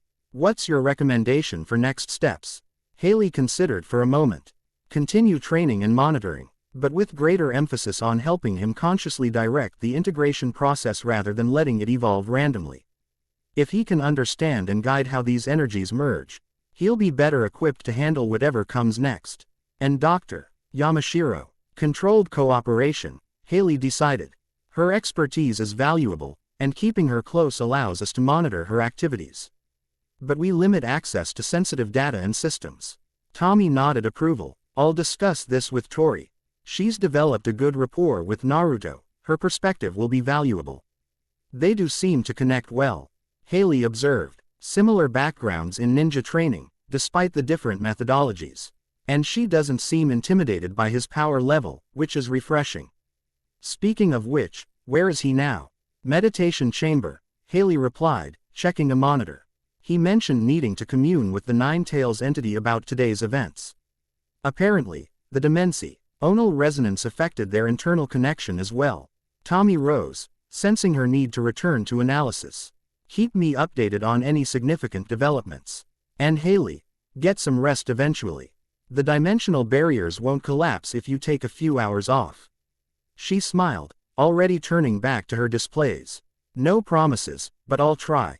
After Tommy departed, Haley expanded a particular dataset she hadn't mentioned during their conversation, energy readings from the moment Naruto's power had connected with the cult's crystal. Within that data, buried beneath more obvious patterns, was a signature she'd encountered only once before, years ago during research into the original discovery of the Zeo crystal. The signature was subtle but unmistakable, a dimensional frequency ASOC. IATED with entities that existed beyond conventional reality planes. Entities that some ancient texts referred to as Lords of Order, the architects of the multiverse itself. Curiouser and curiouser, she murmured, isolating the Patasis. Whatever force had guided Sage Chakra and Zeo energy to combine within Naruto, it appeared to have been planning this convergence for far longer than anyone suspected. The implications were simultaneously fascinating and terrifying. If forces of such cosmic scale had taken interest in this fusion of powers, then the ripples from these events would extend far beyond their current understanding, perhaps throughout the multiverse itself. In the command center's meditation chamber, Naruto sat in perfect stillness, his consciousness deep within the mindscape where he communicated with Kurama. The space had changed since their arrival in this dimension, no longer the vast, flooded chamber of his youth, but an expansive plain where the boundaries between his consciousness and Kurama's had grown increasingly permeable. Golden energy flowed around them both, occasionally forming patterns that resembled the geometric structure of the Zeo crystal before dissolving back into the ambient atmosphere. The cult leader wasn't entirely wrong, Kurama observed, his massive form relaxed but attentive. This power you now carry could indeed bridge dimensions or collapse them. The question becomes one of intent rather than capability. I never asked for this responsibility, Naruto replied, not complaining but acknowledging reality. When have either of us ever been given a choice about the power we contain? The Nine Tails countered with a rumbling chuckle.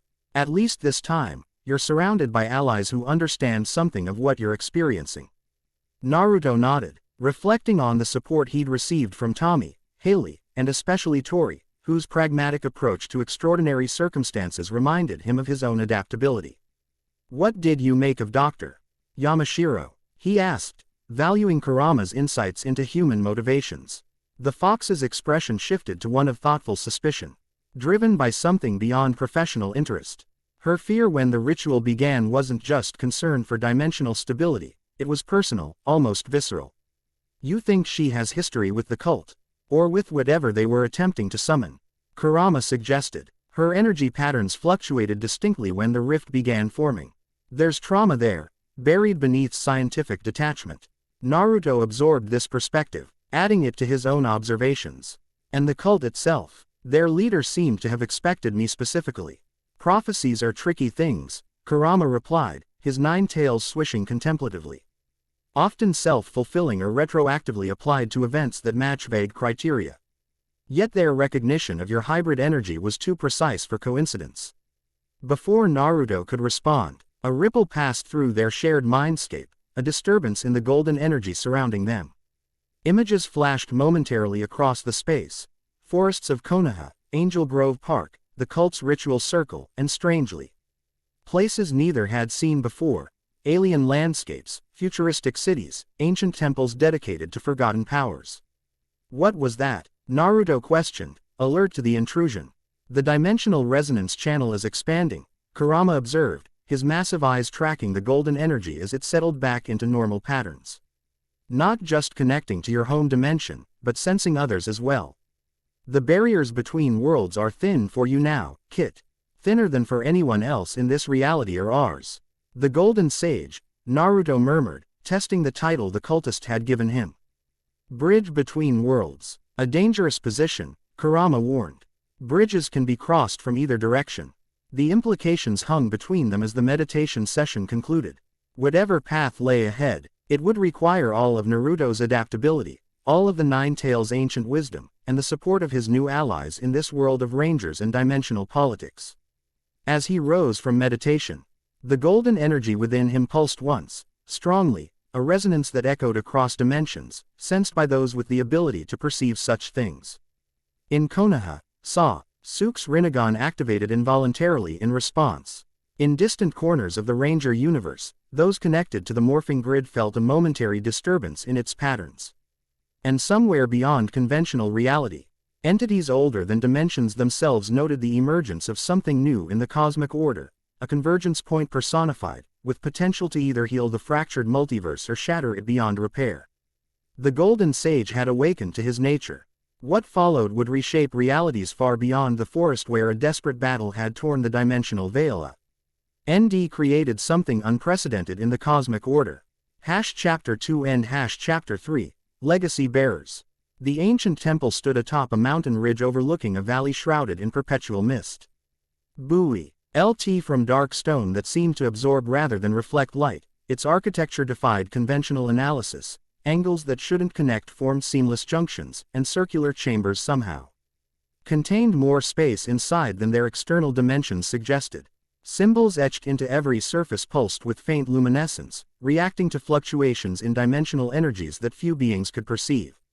Maya Chen moved through the temple's corridors with practiced familiarity despite having visited only twice in her 63 years. Her footsteps made no sound on the polished stone floor, not through any particular stealth training, but because the temple itself seemed to absorb all acoustic vibrations within its walls. Tall and slender with silver-streaked black hair gathered in an intricate braid that fell to her waist, she carried herself with the quiet dignity of someone who had witnessed events beyond ordinary human comprehension. The meditation chamber at the temple's heart contained a single item, a crystalline orb suspended within a hovering ring of inscribed metal. As Maya entered, the orb's milky surface cleared, revealing swirling patterns of gold and indigo. That precisely matched the energy signature she had detected halfway across the world 3 days earlier. So it's true, she murmured, approaching the orb with reverent caution. The convergence has manifested. The temple's guardian materialized beside her. Not a person but a projection of consciousness from the temple itself, appearing as a featureless humanoid silhouette composed of the same shifting light patterns as the orb. The records you seek are in the Eastern Archive, the Guardian stated, its voice neither male nor female but a harmonic blend that seemed to originate from the temple walls themselves. They were sealed 5,000 years ago with instructions to be revealed only upon confirmation of the Golden Sage's emergence. Maya nodded, unsurprised yet troubled by the implications. 5,000 years is a long time to prepare for a single event. What did they know that we don't? The architects existed simultaneously across multiple timelines, the Guardian replied with the same emotionless tone. Their perception was not limited by linear causality. Convenient, Maya remarked dryly. After decades as the temple's primary external agent, she had developed a pragmatic relationship with its enigmatic guardian, and inconvenient that they chose to be cryptic rather than straightforward about threats to dimensional stability. The Guardian offered no response to this criticism, simply gesturing toward a doorway that had not existed moments before. The Eastern Archive awaits. Maya straightened her simple gray tunic and matching pants, practical at ire for temple work, and proceeded through the doorway. The archive beyond was smaller than she had anticipated, a circular chamber containing a single pedestal upon which rested an ancient scroll seal. With crystallized resin that matched the orb's composition. As she approached, the seal dissolved, allowing the scroll to unroll of its own accord. The text within was not language, but as Maya gazed upon it, the symbols rearranged themselves into forms her mind could comprehend. What she read confirmed her suspicions while raising dozens of new questions. After completing the document, she re-rolled the scroll with careful hands. "I need transport to Angel Grove," she informed the Guardian as she returned to the meditation chamber. Immediately. "The convergence bearer is not yet stabilized," the Guardian cautioned. "Intervention at this stage carries significant risk. Greater than the risk of leaving him untrained in dimensional resonance techniques." Maya countered. The scroll was quite clear about the consequences of unchecked energy integration. The Guardian's luminous form flickered briefly, the closest it came to expressing concern. "You understand that once you GE directly with the convergence manifestation, your own timeline becomes irrevocably entangled with the outcome." Maya's expression hardened with resolve. "My timeline has been entangled with diamonds. Ional matters since I first walked through these doors 40 years ago. I accepted those consequences long ago." After a moment of silence that might have been consultation with higher aspects of the temple's consciousness, the Guardian nodded. "Transport will be arranged. The necessary artifacts are being prepared in the Western Chamber." "Thank you," Maya said, the formality habitual rather than heartfelt. She had long suspected that the temple's apparent cooperation masked deeper agendas spanning multiple realities. But her immediate concern was clear: reaching Naruto Uzumaki before the untrained fusion of energies within him reached critical instability. Or before others with less benevolent intentions found him first. Again, Haley instructed, adjusting settings on the monitoring equipment surrounding Naruto. But this time, try maintaining a consistent ratio between chakra expenditure and Zeo energy integration. Naruto nodded, perspiration beading on his forehead. ITE the climate-controlled environment of the command center's primary testing chamber. For the past 2 hours, he had been attempting to consciously regulate the flow of his hybrid energy system, an exercise that proved more challenging than any chakra control training he had experienced in Konaha. Centering himself, he formed the hand signs for a basic transformation technique, deliberately channeling chakra while mentally visualizing the golden Zeo energy as a separate but parallel flow. The technique manifested, transforming him into a perfect copy of Tommy Oliver, but with a golden aura. That shouldn't have been part of the illusion. Better, Haley noted, studying the readings, but the Zeo component is still overriding your control parameters.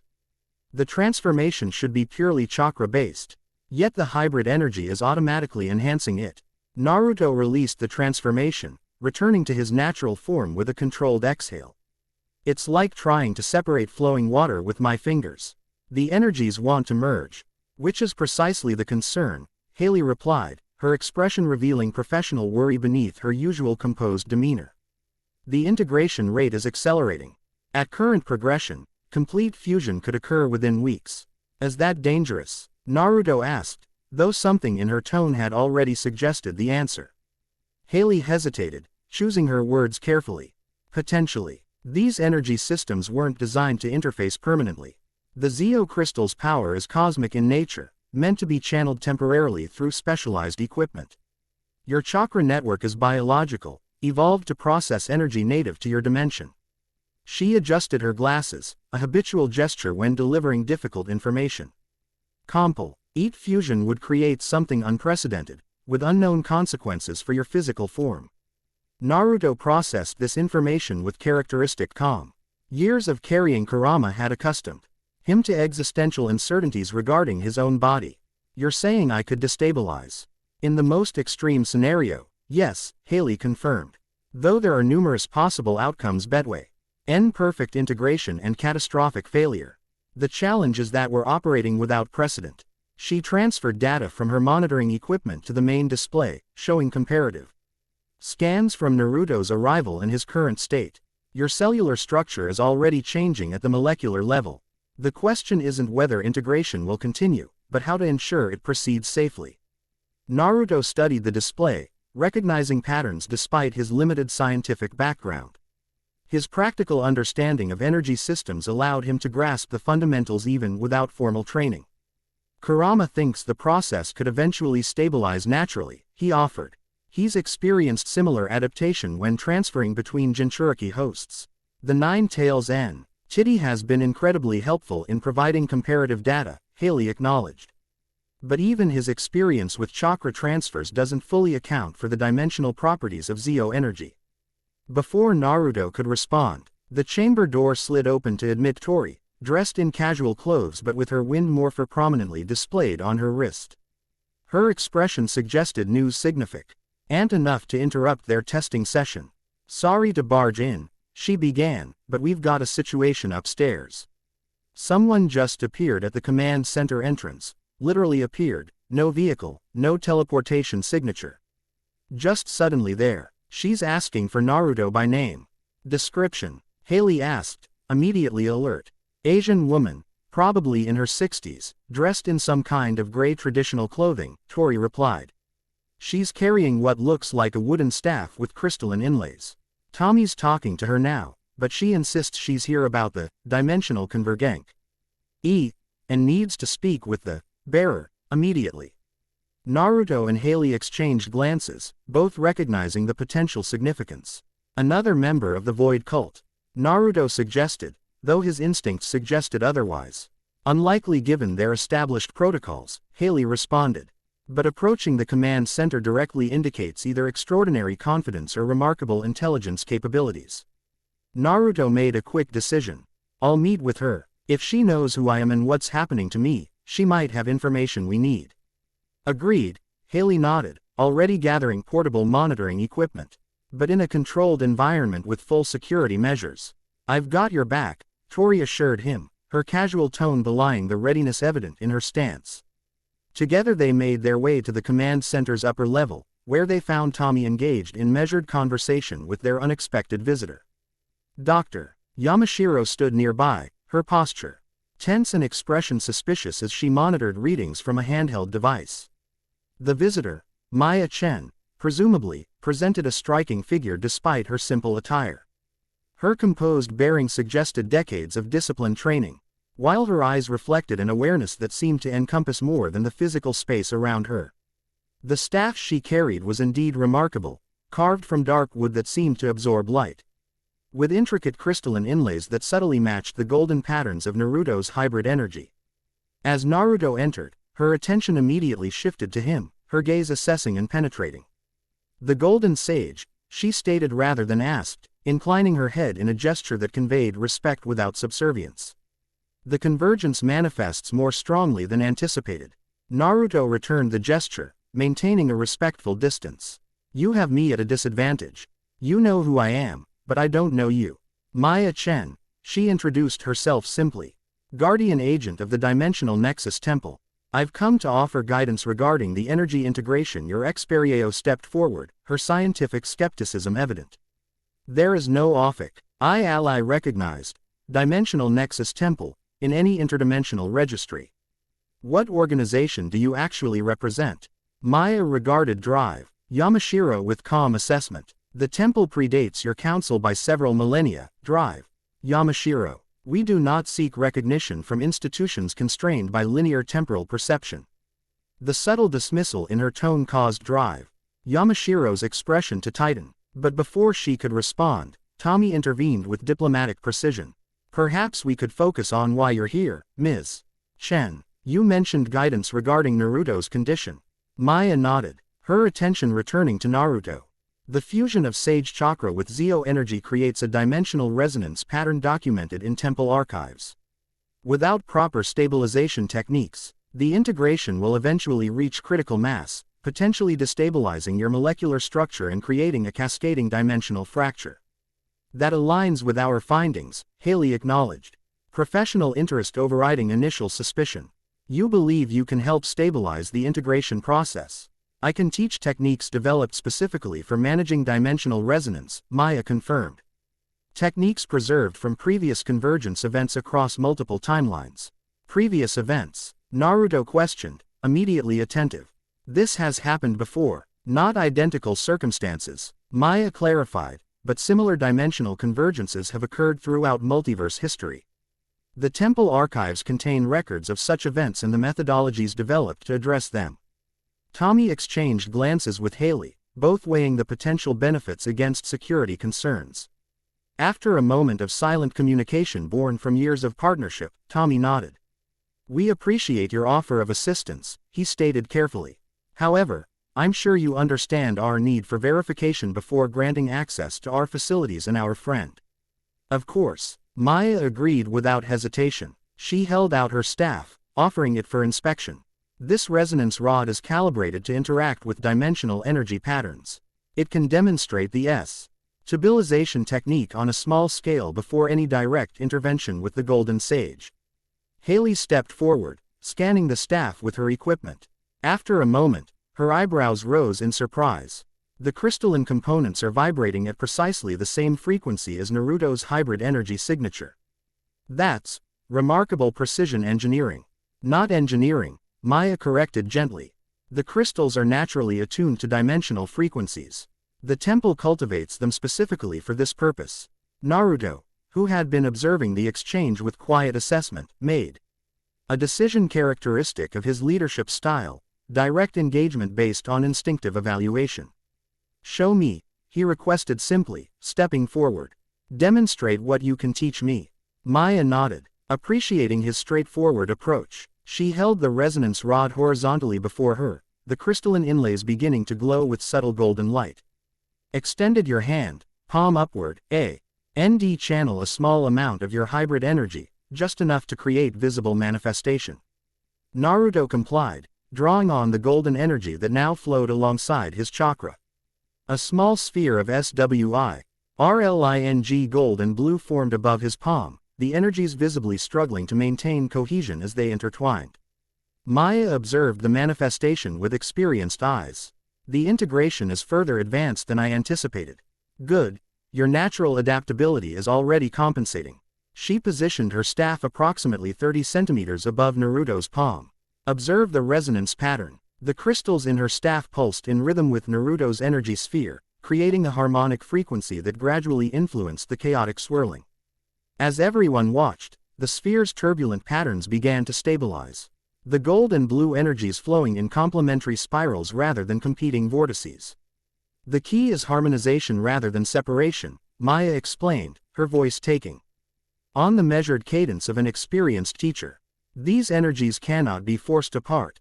They've already begun fundamental integration at the quantum level. Instead, they must be guided toward compatible resonance patterns.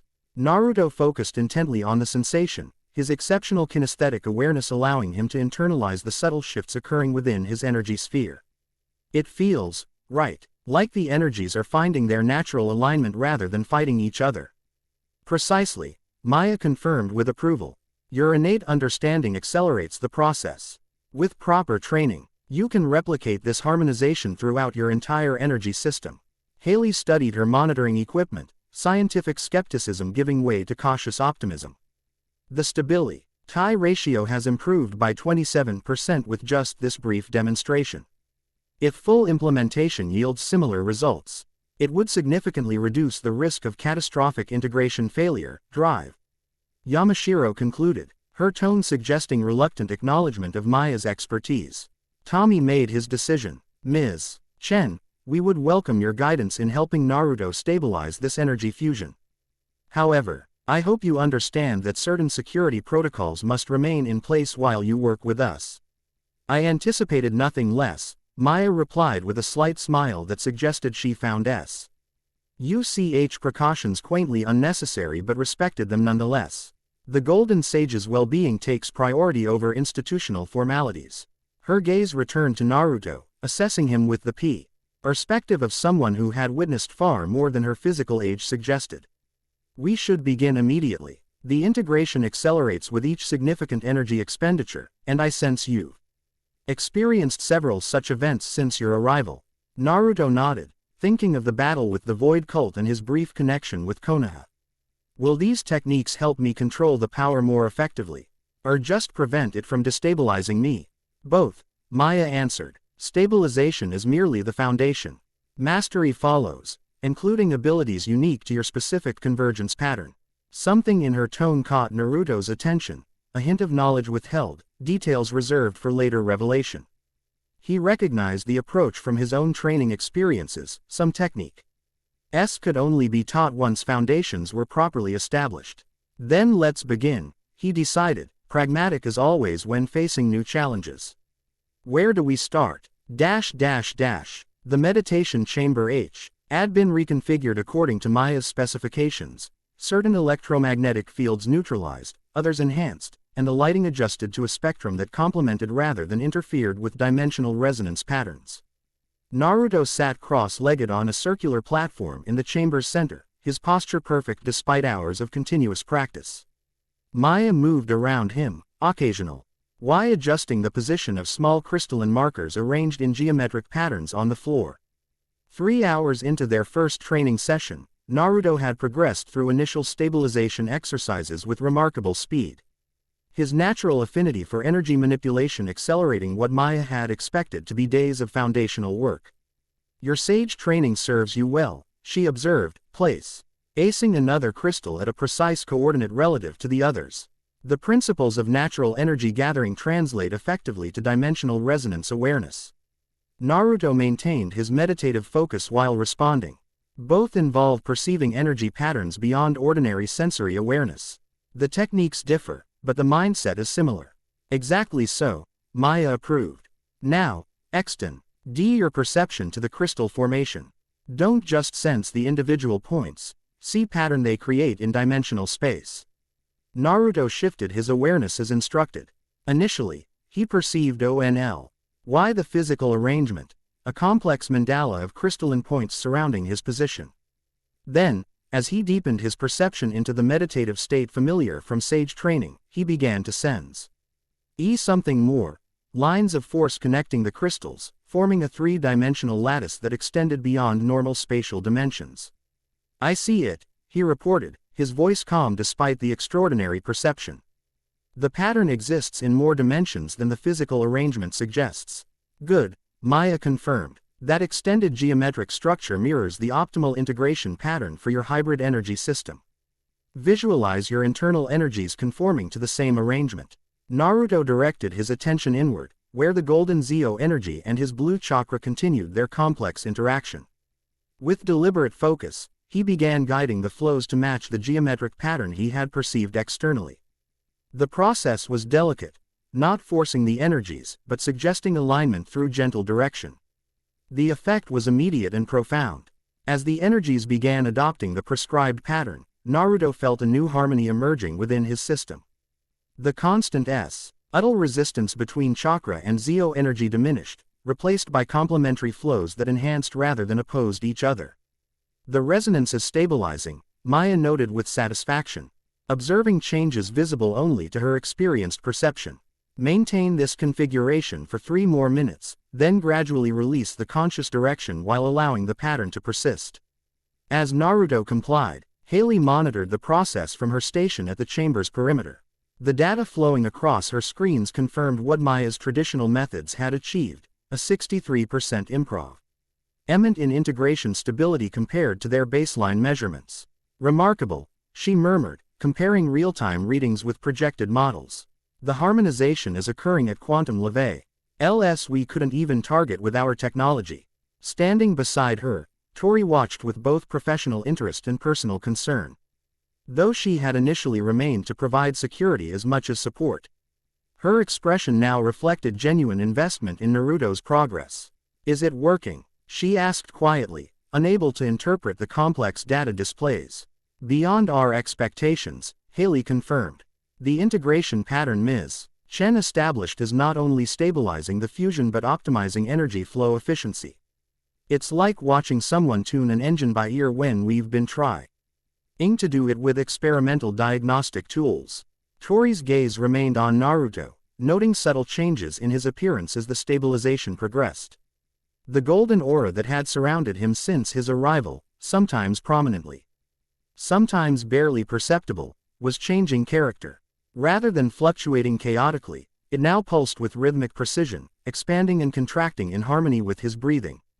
He looks more centered, she observed, like he's finally synchronizing with himself. An apt description, Maya commented, approaching their monitoring station as Naruto continued the exercise independently. The Golden Sage is achieving preliminary harmonic resonance, the first stage of true integration. You keep calling him that, Tori noted. Golden Sage. The cult used the same term. What does it signify exactly? Maya considered her response carefully, aware that Dr. Yamashiro had entered the chamber and was listening intently while pretending to review data on her tablet. In dimensional ontology, convergence events often manifest through individuals whose inherent nature aligns with cosmic patterns, she explained. The title, Golden Sage, appears in temple records describing a potential convergence between wisdom-based energy systems and transformative cosmic forces. A prophecy? Haley questioned, scientific skepticism evident in her tone. More accurately, a pattern recognition across multiple timeline potentialities, Maya clarified. The temple exists partially outside conventional temporal frameworks, allowing perception of recurring cosmic motifs. Convenient, drive, Yamashiro commented dryly, abandoning the pretense of disinterest. And remarkably aligned with the Void Cult's eschatology, despite your apparent opposition to their goals. Maya regarded drive, Yamashiro with calm assessment. Different interpretations of the same fundamental cosmic patterns. The cult seeks to exploit convergence events to collapse dimensional boundaries. The temple works to maintain appropriate separation while allowing necessary evolutionary interfaces. And where exactly does Naruto fit into these opposing agendas? Tori asked directly, her protective instincts evident. That, Maya replied with a slight smile, is ultimately his choice. Convergence bearers always retain agency despite cosmic pressures. She glanced toward Naruto, who was now completing the meditation exercise. Which is precisely why selection tends toward individuals with strong ethical foundations and adaptive capabilities. The discussion paused as Naruto opened his eyes, the meditative trance giving way to normal consciousness. The change was subtle but immediately apparent to everyone present. His movements as he rose from the platform carried a new fluidity. And the golden aura surrounding him had stabilized into a barely perceptible shimmer rather than the fluctuating glow of previous days. "How do you feel?" Haley asked, professional interest mixed with genuine concern. Naruto took a moment to assess his internal state before answering. "Balanced. For the first time since arriving here, the energies aren't competing for dominance." He looked to Maya with respect. "The geometric pattern works. I can maintain it with minimal conscious effort now." "Excellent progress," Maya approved. "The pattern will eventually become your default energy configuration with continued practice. For now, periodic reinforcement through meditation will maintain stability." "The readings confirm significant improvement," Haley added, displaying comparative scans on the main monitor. "Both energy signatures are maintaining consistent harmonic relationships rather than chaotic interference patterns." Dr. Yamashiro studied the data with proficio. Null interest despite her evident distrust of Maya. "The stabilization exceeds anything my organization has achieved with previous dimensional anomalies.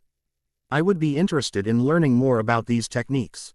"I'm sure you would," Maya replied pleasantly, though something in her tone suggested reluctance to share such knowledge with the Interdimensional Security Council. Before tension could develop, Tommy entered the chamber, his expression suggesting news significant enough to interrupt the training session. "Sorry to disturb your progress," he began, addressing the group collectively. "But we've received a communication from Blue Bay Harbor. Several former Rangers are gathering for a situation briefing regarding unusual energy signatures detected along the Pacific coast. Given recent events, they've specifically requested our input." His gaze shifted to Naruto. "And they're particularly interested in meeting our interdimensional visitor." Tori straightened, immediately attentive. "My team is involved." Tommy nodded. "Cam initiated the contact. Apparently, Ninja Ops has detected energy patterns similar to what we experienced during Naruto's arrival, though at lower intensity." "Dimensional echoes," Maya suggested, unsurprised. "The primary convergence often creates harmonic resonances in locations with similar energy properties. The ninja academies would naturally be sensitive to such patterns given their connection to elemental forces. This presents an opportunity," Tommy continued. "Meeting with other ranger teams could provide valuable perspectives on the situation while establishing potential complications arise." Naruto considered this with characteristic pragmatism. "You think these echoes could attract more attention from the Void Cult or Oath? Ur's interested in dimensional manipulation." "It's a reasonable assumption," Tommy confirmed. "And having more rangers aware of the situation creates a broader defense network." "I'd like to go," Naruto decided after brief consideration. "If my presence here is affecting other locations, I should understand how and why." "I'll accompany you," Tori offered immediately. "It would help to have a familiar face when meeting the other teams, and I'm due to check in with my team anyway." "The stabilization training can continue there," Maya added. "In fact, exposing the Golden Sage to different energy environments will help strengthen his adaptive capabilities." Dr. Yamashiro frowned slightly. "The Interdimensional Security Council should be informed of these developments. These echoes, LD indicate greater dimensional instability than we've recognized." "By all means, update your superiors," Tommy agreed diplomatically. "But the Ranger briefing will proceed regardless. We've learned, through experience, that multiple perspectives yield better solutions than isolated institutional approaches." The subtle reminder of Ranger independence, and implied critique of Dr. Yamashiro's organization, wasn't lost on anyone present. The physicist's expression tightened momentarily before smoothing into professional neutrality. "Of course, I'll prepare a field kit for monitoring dimensional fluctuations during the journey." She departed with efficient strides, her posture suggesting controlled frustration. After she left, Haley turned to Tommy with a questioning look. You're deliberately keeping her at arm's length. Any particular reason beyond general caution? Let's just say some recent background checks have raised questions about the Council's handling of previous dimensional incidents, Tommy replied carefully.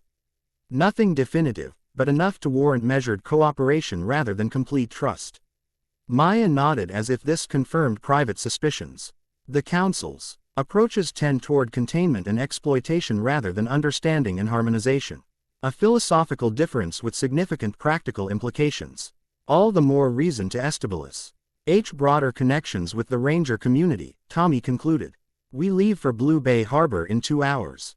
Naruto, if you're comfortable continuing, I suggest completing today's stabilization training with Ms. Chen before departure. As the others left to prepare for the journey, Naruto turned to Maya with perceptive assessment.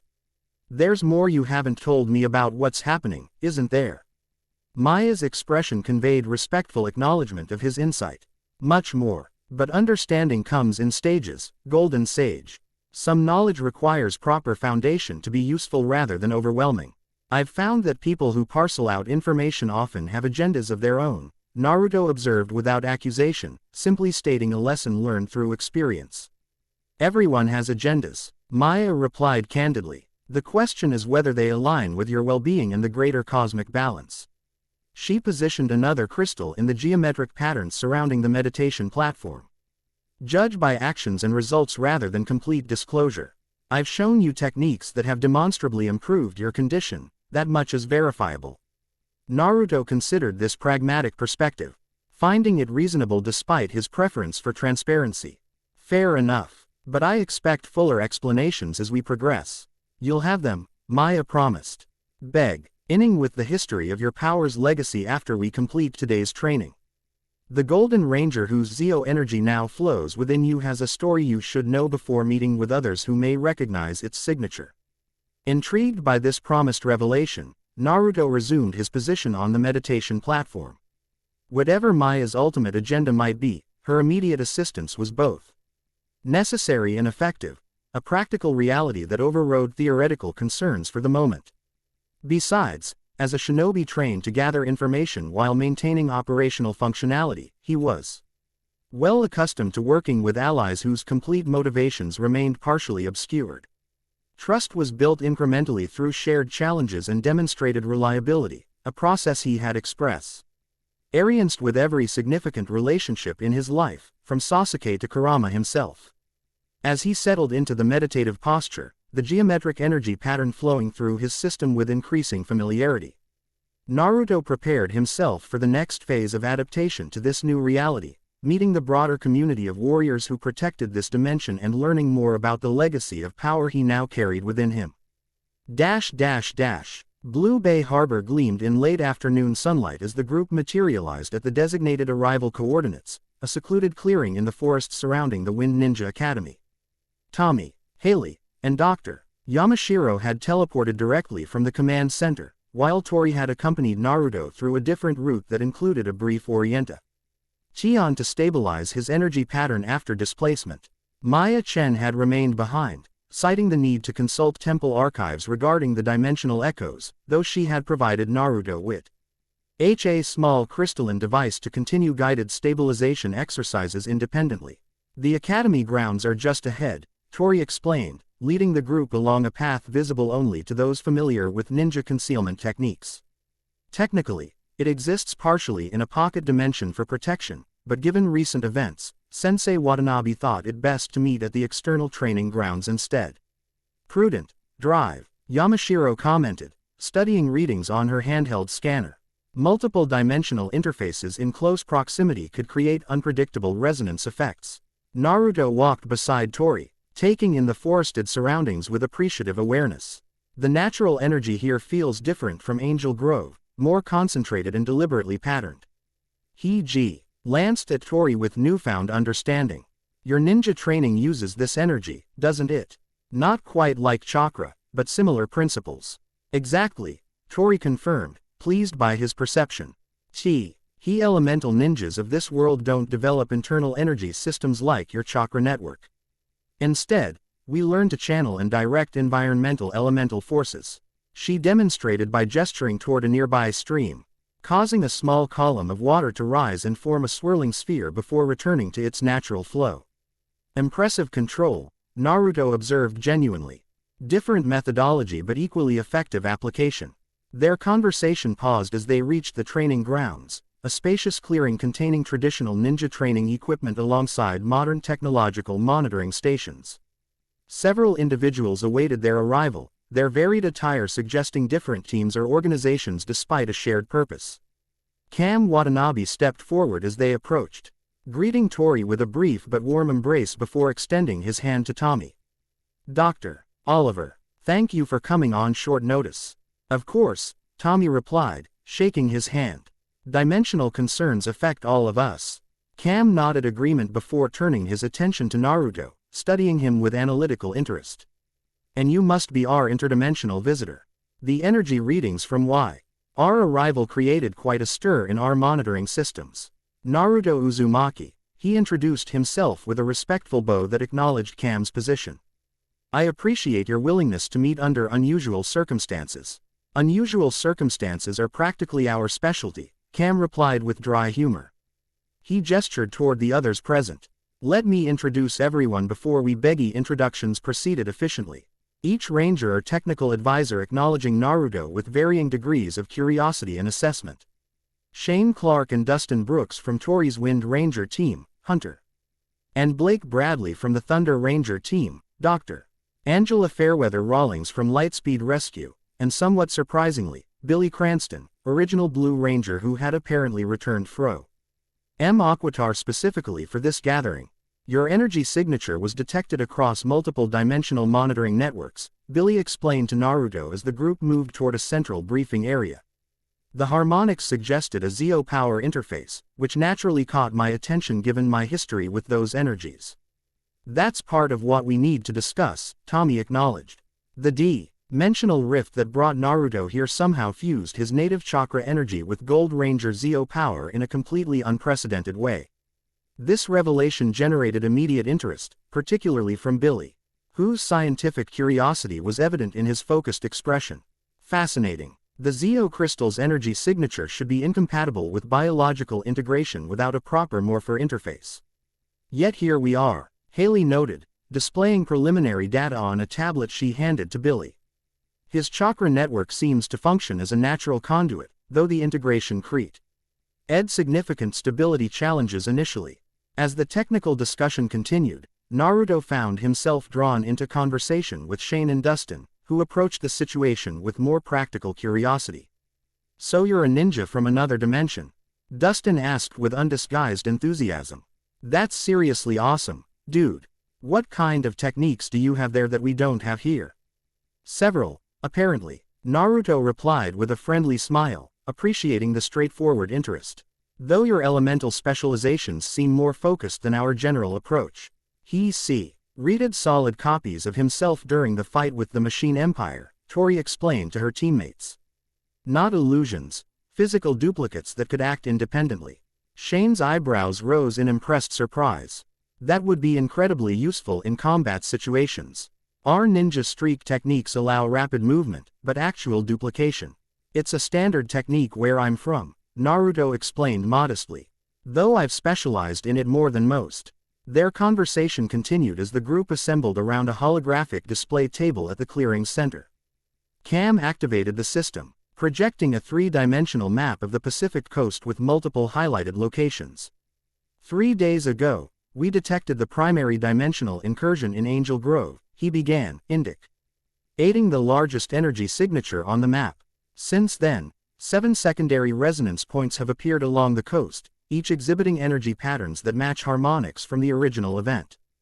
Dr. Fairweather Rawlings stepped forward, adding her perspective. Lightspeed's dimensional monitoring equipment registered these echoes as potential weak points in the dimensional barrier, not full breaches, but areas where the separation between realities has thinned. Consistent with dimensional resonance theory, Drive, Yamashiro noted, studying the display. The primary convergence creates harmonic frequencies that naturally seek compatible energy environments. "What concerns us," Cam continued, is that these resonance points are growing stronger rather than dissipating, which contradicts standard dimensional incursion patterns. Typically, such echoes fade over time as dimensional barriers self-repair. Billy adjusted the display to show energy trending data.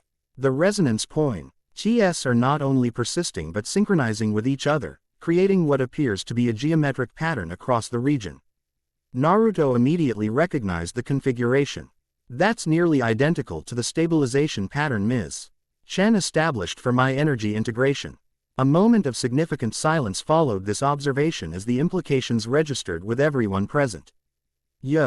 Saying these dimensional echoes are arranging themselves in the same pattern used to stabilize your hybrid energy system? Haley asked, connecting the dots with characteristic quickness. Not just similar, almost exactly the same, Naruto confirmed, studying the display with focused attention. The geometric relationship between points matches the crystal arrangement Maya used during my training. That can't be coincidence, Tommy concluded, his expression reflecting strategic concern. It isn't, came a new voice from the edge of the clearing. Everyone turned to see a tall figure approaching. A man with distinctive gold facial markings and formal attire that immediately struck Naruto as non-terrestrial in design. He carried himself with regal bearing tempered by evident physical fatigue, as if recovering from significant exertion. Tommy acknowledged with surprise and respect. We weren't expecting you. The disturbance in the Zeo energy field made my presence necessary, the newcomer explained.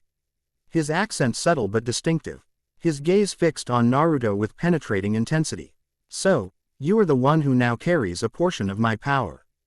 Understanding dawned immediately. You're the Gold Ranger, Naruto stated rather than asked, sensing the unmistakable resonance between the golden energy within himself and the power this being naturally emanated.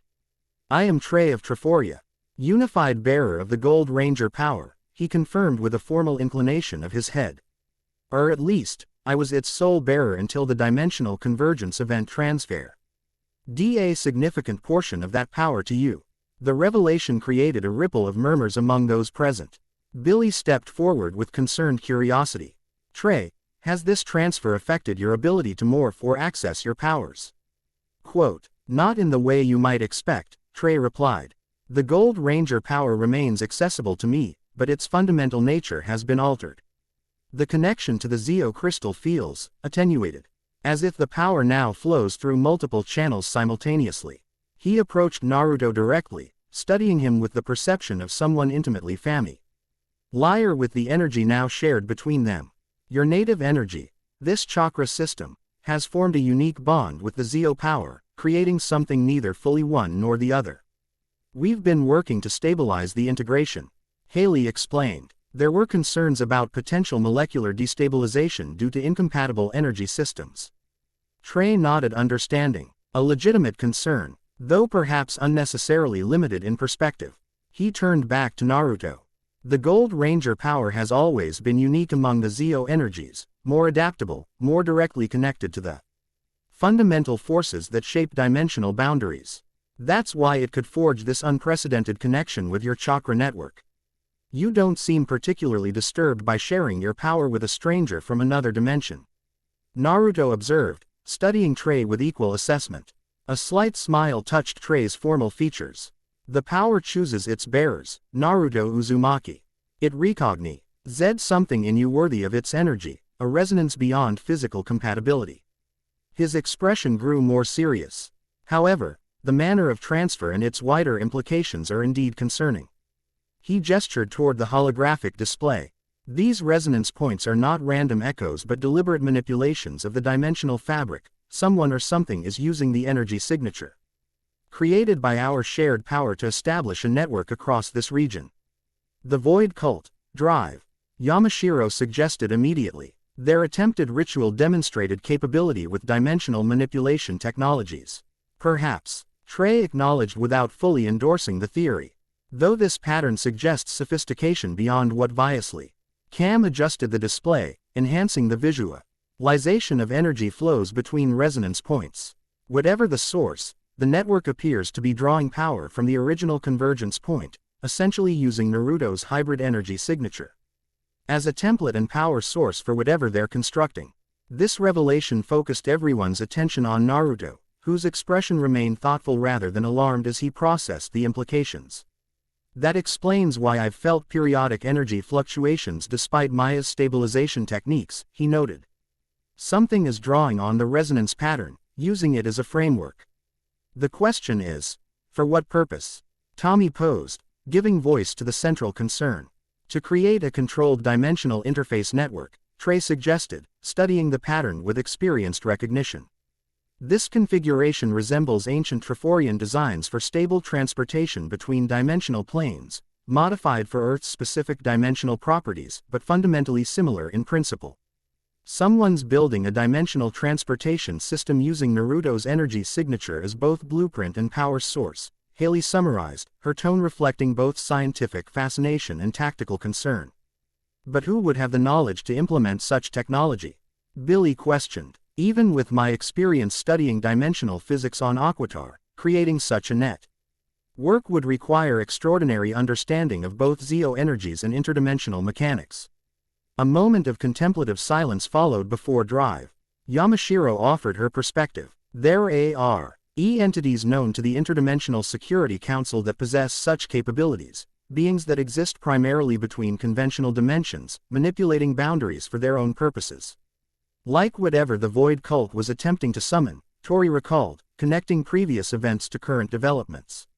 Possibly, Drive, Yamashiro acknowledged, though their ritual was interrupted before full manifestation occurred. Not entirely interrupted, Naruto corrected, his expression suggesting internal consultation with Kurama. The Nine Tails believes something partially transfer ed during the energy feedback loop, not a physical entity, but a consciousness or influence that established connection through the dimensional resonance. This revelation created immediate concern among the gathered rangers and advisors. Tommy's expression hardened with the experience of someone who had faced numerous such threats. If something is manipulating dimensional energies using Naruto's power signature as a conduit, we need to disrupt the network before it completes whatever it's building. Not necessarily, Trey countered, surprising everyone. Disruption without understanding could create greater instability. The pattern itself isn't inherently malevolent, it's a transportation framework, not a weapon. In my experience, interdimensional transport systems rarely come with benevolent intentions attached. Drive. Fairweather Rawlings noted dryly. True enough, Trey conceded. But before taking action, I believe Naruto and I should attempt to directly perceive the network's purpose through our shared connection to the Gold Ranger power. The Zeo energy flowing through both of us provides a unique perspective on these dimensional manipulations. He turned to Naruto with formal directness.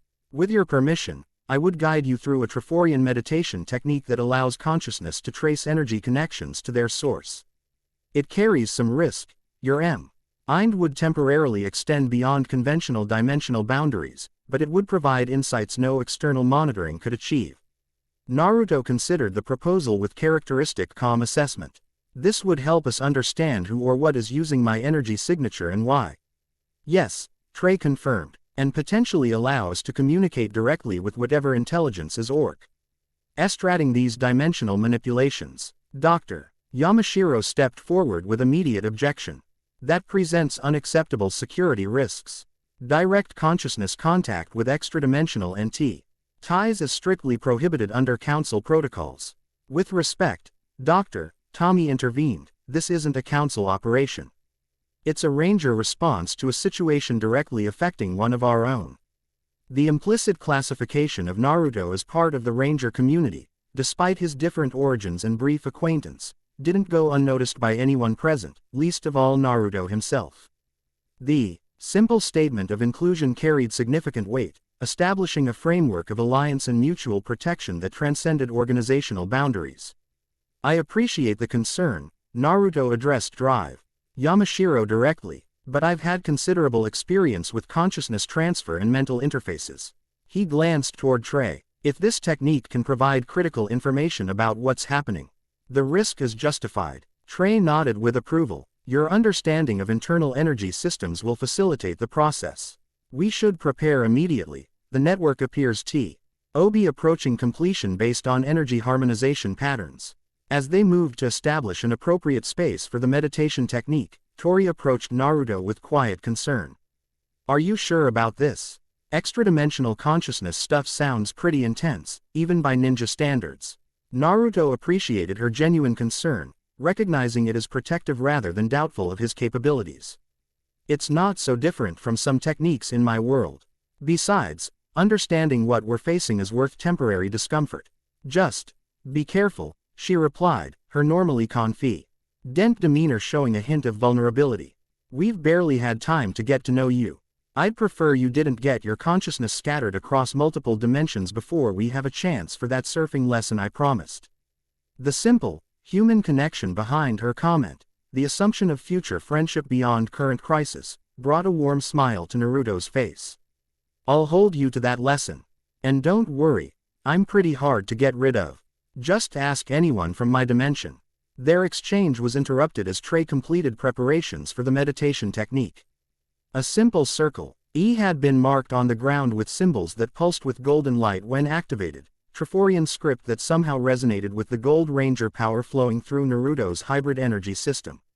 The process is straightforward though the experience may be disorienting, Trey explained as Naruto took his position opposite him within the circle.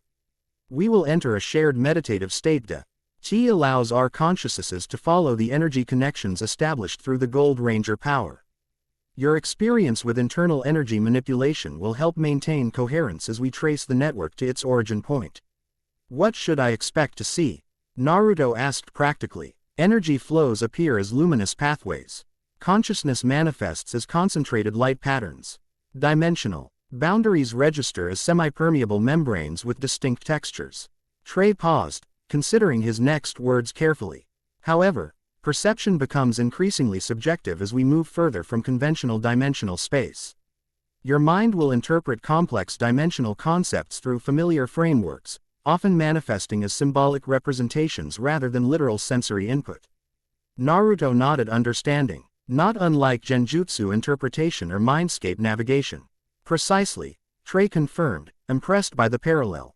Shall we begin? At Naruto's affirmative response, Trey initiated the meditation sequence. Golden energy flowed from his hands, connecting with the symbols surrounding them and creating a resonance field that interacted directly with the Zeo component of Naruto's hybrid system. The transition was simultaneously gradual and immediate, leading experiences that transcended normal dimensional constraints. Naruto felt his consciousness expand beyond his physical form while maintaining coherent identity, a sensation not unlike entering Sage mode but extended far beyond its usual parameters. Beside him, though, became an increasingly inadequate spatial concept. Trey's consciousness manifested as a structured golden light pattern organized with the precision of millennia of Triforian mental discipline. Naruto's own consciousness appeared as a hybrid pattern, the structured golden light interwoven with blue energy formations that represented his chakra network. Follow the resonance, Trey's mental voice guided, not through sound but direct conceptual transfer. Your unique energy signature creates distinct patterns in the dimensional fabric, traceable connections to whatever is utilizing them. Naruto extended his perception as instructed, immediately sensing multiple golden threads extending outward from his energy core. These threads corresponded to the resonance points displayed on Cam's holographic map, but from this perspective, he could perceive much more: how they connected to specific environmental energy configurations, how they pulsed in rhythmic patterns that matched his own internal energy flows, and most significantly, how they converged at a central point beyond conventional space-time. There, he indicated to Trey, directing their shared awareness toward the convergence point. Something's gathering the resonance threads. Their consciousness moved along the network, accelerating through dimensional interfaces that registered as brief sensory disruptions, moments of synesthetic perception where colors had texture and geometric patterns carried emotional resonance. As they approached the central convergence, the dimensional fabric thinned, revealing a space that existed partially beyond normal reality. Within this space, a consciousness awaited, vast, ancient, and structured with complexity that suggested intelligence far beyond human limitations. Yet rather than alien indifference, Naruto sensed focused purpose directed specifically toward the energy network connecting to his hybrid signature. Remarkable, the entity acknowledged, its attention shifting to encompass their approaching consciousness. The Golden Sage comes directly rather than merely providing energy, and accompanied by the Triforian legacy bearer. This accelerates matters considerably. The communication occurred not through our language but through direct conceptual transfer, though Naruto's mind translated it into comprehensible thoughts. The entity's presence expanded, revealing more of its nature, not a singular consciousness but a composite intelligence formed from multiple awareness patterns interwoven into harmonious unity. "Who are you?" Naruto questioned, maintaining his identity coherence despite the disorienting environment. "And why are you using my energy signature to build this network?" "I am Vexus." The entity responded, the identification carrying complex associations beyond the simple designation. "Lord of the Convergence, Architect of Dimensional Harmony, your arrival in this dimension was anticipated, Golden Sage, a potential catalyst long awaited."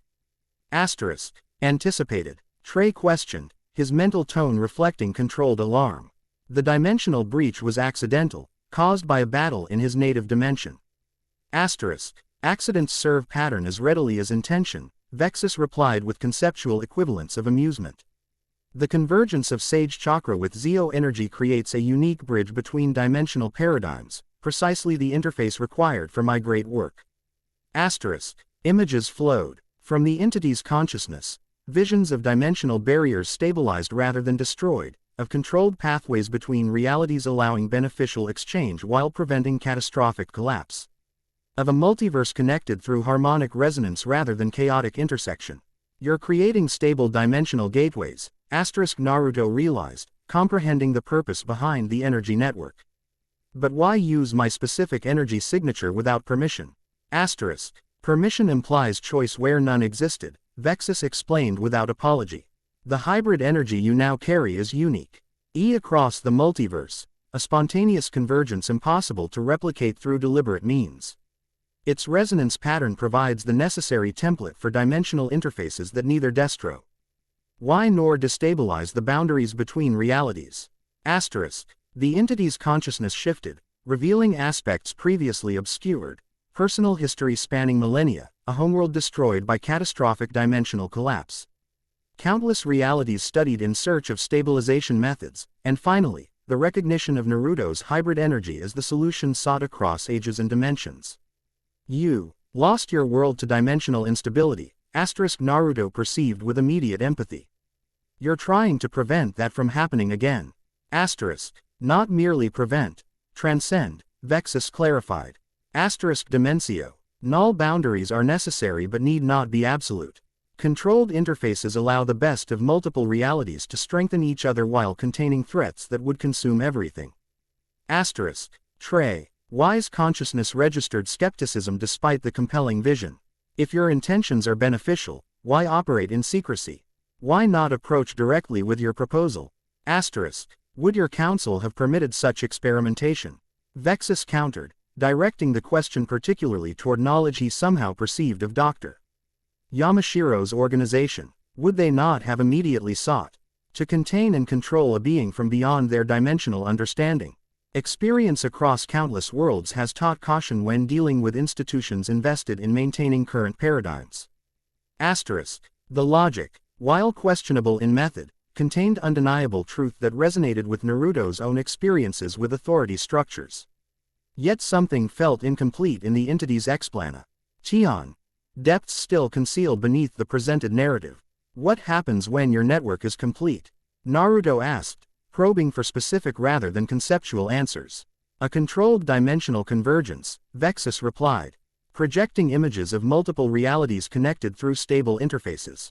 Beginning with a bridge between your native dimension and this one, allowing your return home. While maintaining connection to both worlds. The offered possibility, returning to Konaha while retaining access to this new reality and the connections formed here, represented exactly what Naruto had privately hoped might be possible. Yet the convenience of this alignment with his personal desires triggered instinctive caution. At what cost? He questioned directly. Perfect solutions rarely come without significant sacrifice. A ripple of something, respect, perhaps, flowed through Vexus's consciousness at this perceptive challenge. The network requires sustained energy to maintain stab. ILITY, energy drawn from the unique resonance pattern of your hybrid system. A continuous but manageable drain that would limit but not eliminate your personal capabilities. Asterisk. You would be permanently connected to Naruto's energy system. Trey interpreted with immediate concern. Essentially using him as a living power source for your dimensional network. Asterisk. A symbiotic relationship rather than mere extraction, Vexus clarified. The Golden Sage would gain controlled access to multiple dimensions while providing the stabilizing resonance necessary for network integrity. A fair exchange by any reasonable assessment. Asterisk. Before either Naruto or Trey could respond, a disruption rippled through the dimensional interface, an external force interrupting their meditation connection. Their shared consciousness began fragmenting, pulled back toward their physical forms despite Vexus's attempt to maintain the connection. We will continue this discussion soon, asterisk the entity projected as their awareness. Retrier's completion regardless of temporary interruptions. Consider what I've shown you, Golden Sage. The opportunity to bridge worlds comes but once in a cosmic cycle. Asterisk. The meditation broke abruptly, consciousness snapping back to physical form with disorienting suddenness. Naruto and Trey opened their eyes simultaneously to find the training ground in chaos, energy monitoring equipment blaring warnings. Rangers in defensive positions, and a shimmering distortion forming in the air above the meditation circle. Get back, Tommy ordered, pulling them both from the circle as the distortion expanded. Something's coming through. Quote, the dimensional membrane thinned to transparency, revealing a swirling vortex beyond. From this portal emerged metallic constructs, humanoid but clearly artificial, with design aesthetics unlike anything from Earth technology. Their bodies gleamed with the same golden energy that flowed through the resonance network, suggesting direct connection to Vexus's consciousness. Emissaries of Lord Vexus, the lead construct announced, its voice carrying harmonic undertones that resonated with the Gold Ranger power. We come seeking diplomatic exchange, not conflict. Diplomatic exchanges don't typically involve unauthorized dimensional breaches. Drive. Yamashiro responded sharply, her hand moving toward a concealed weapon. The communication channel ESTA, blished by the legacy bearers, created natural opportunity for formal introduction, the construct replied with mechanical precision. Lord Vexus extends invitation to the Golden Sage to continue their discussion in more appropriate surroundings. Naruto stepped forward, recovered from the abrupt meditation termination and assessing the situation with tactical clarity. Your master already has access to my energy signature. Why send physical emissaries? The network nears completion, the construct explained. Final calibration requires direct interaction with the primary resonance source, you, Golden Sage. Lord Vexus offers fair exchange. Your participation in network completion for guaranteed passage between your native dimension and this one. The directness of the proposal confirmed what Naruto had sensed during their consciousness connection. Vexus needed something more than the passive energy drain he had acknowledged. The network design apparently required his active participation for full implementation. Tommy moved to stand beside Naruto, his posture reflecting both protective instinct and respect for Naruto's agency in this decision. Whatever Lord Vexus is offering, we can find another way to get you home that doesn't involve unknown consequences. The offer extends beyond mere transportation, the construct continued, apparently programmed for negotiation. Lord Vexus possesses knowledge of interdimensional physics beyond any in this reality. The Golden Sage's unique condition, the fusion of energies threatening molecular stability, can be permanently resolved through proper network integration. This targeted appeal to Naruto's underlying concern about his hybrid energy system's long-term stability revealed sophistication in Vexus's approach, identifying and addressing specific motivations rather than relying on generic persuasion. How convenient that the solution to my problem happens to serve your master's agenda, Naruto observed with measured skepticism. Convergence of interests is the foundation of sustainable alliances, the construct replied without irony, its programming interpreting the comment literally rather than recognizing the implied distrust. Before the exchange could continue, energy alarms blared with renewed urgency. The holographic display at the clearing center showed all 7 resonance points activating simultaneously. Their energy output increasing exponentially. The network is initiating without authorization, Cam reported, analyzing incoming data with focused intensity. Something's forcing premature activation. The construct's posture shifted subtly, suggesting surprise or malfunction. This is not authorized protocol. Lord Vexus requires controlled implementation with the Golden Sage's participation.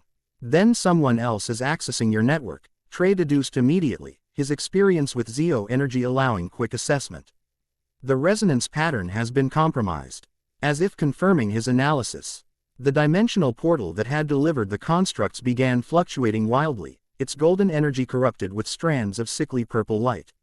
The constructs themselves exhibited signs of system disruption, their movements becoming erratic as the energy flowing through them destabilized. Void cult interference detected, the lead construct announced, its voice distorting. Emergency protocols initiated. Dimensional breach closure imminent. The portal contracted violently, pulling the constructs back toward it despite their apparent resistance. Within seconds, they had vanished entirely, the dimensional opening sealing itself with a discharge of golden energy that dissipated into the surrounding atmosphere. Silence fell momentarily before the monitoring equipment registered new developments across the resonance network. The holographic display showed energy patterns shifting from orderly geometric configuration to chaotic fluctuation. The entire network is destabilizing, Billy reported, analyzing data with practiced efficiency. Whatever was controlling it lost connection when the portal closed. Not lost, usurped. Drive. Yamashiro corrected, studying her own monitoring equipment. These energy signatures match what we recorded during the Void Cult ritual. They've somehow hijacked Vexus's network for their own purposes. Naruto closed his eyes briefly, extending his perception through the hybrid energy system with techniques Maya had taught him. The connection to the resonance network remained, but its character had changed, the previously harmonious flow now discordant and erratic, pulling at his energy in jarring patterns. They're trying to force the network to full activation, he reported, opening his eyes with focused concern. But without proper calibration, it's creating dimensional instability instead of controlled interfaces. Can you disconnect from it? Tori asked, practical as always in crisis situations. Not entirely, Naruto replied after a moment of internal assessment. The network was designed specifically around my hybrid energy signature. The connection is too fundamental to sever completely. Then we need to disrupt the network at its physical nodes, Tommy concluded, shifting immediately to tactical planning. If we can't disconnect you from it, we disable the resonance points directly.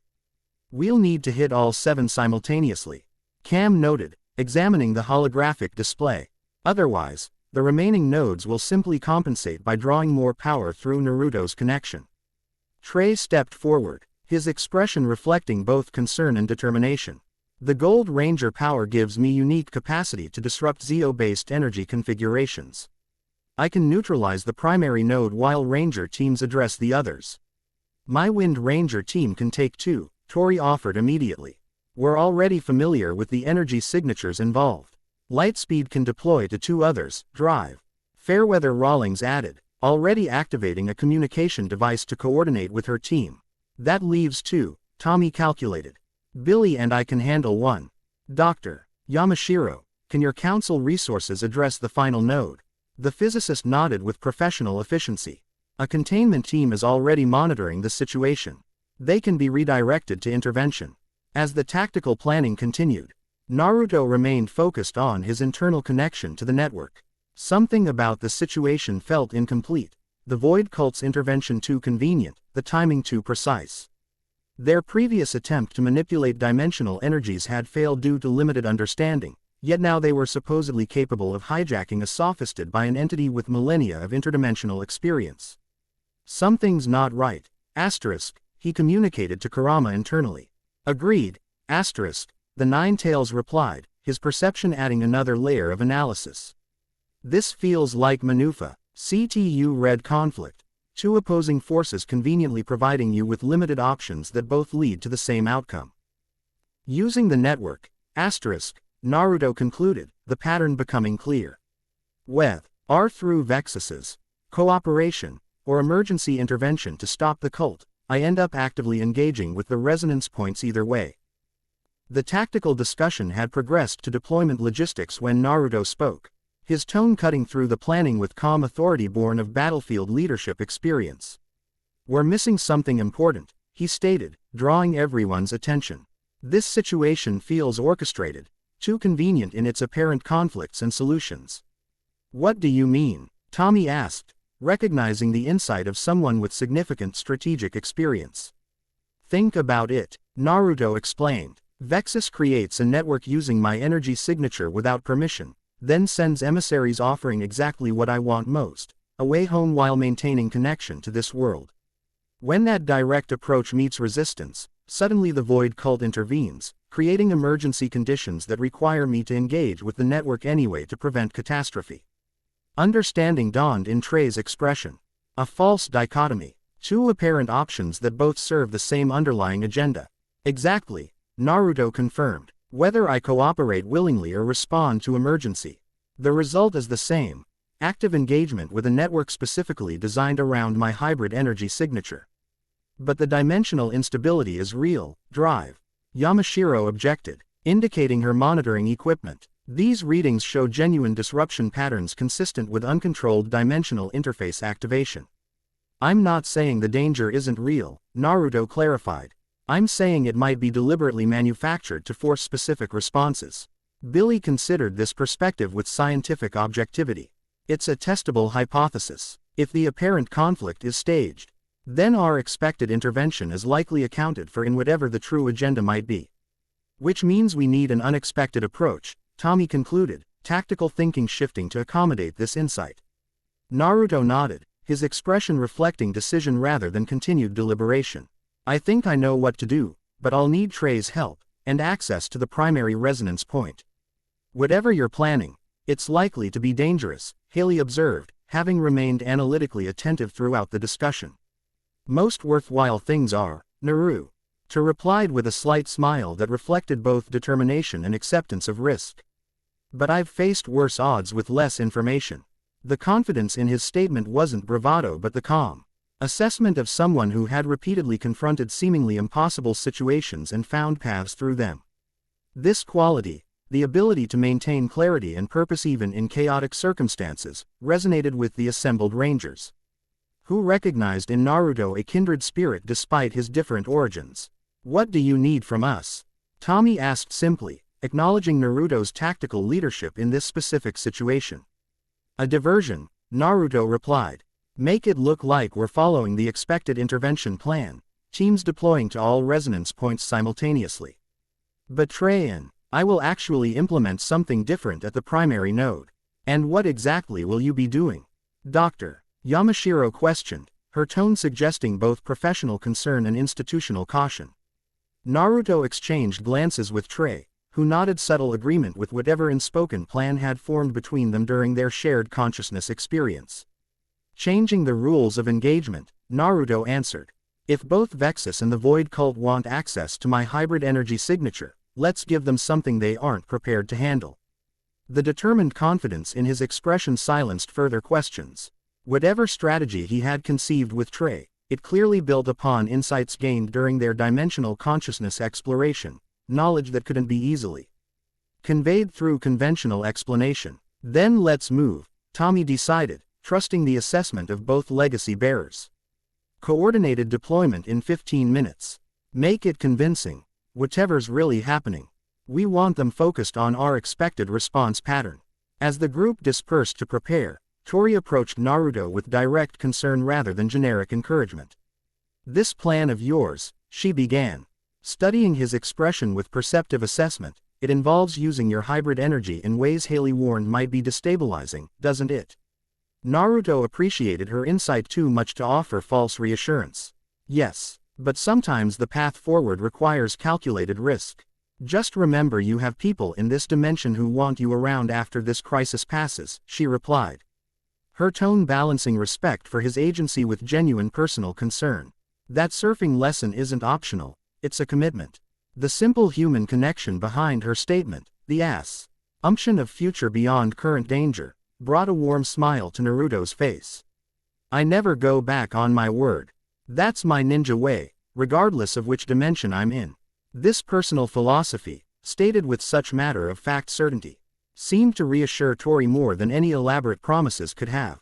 With a nod of acknowledgement and the faintest suggestion of a smile, she turned to join her team in preparation for deployment.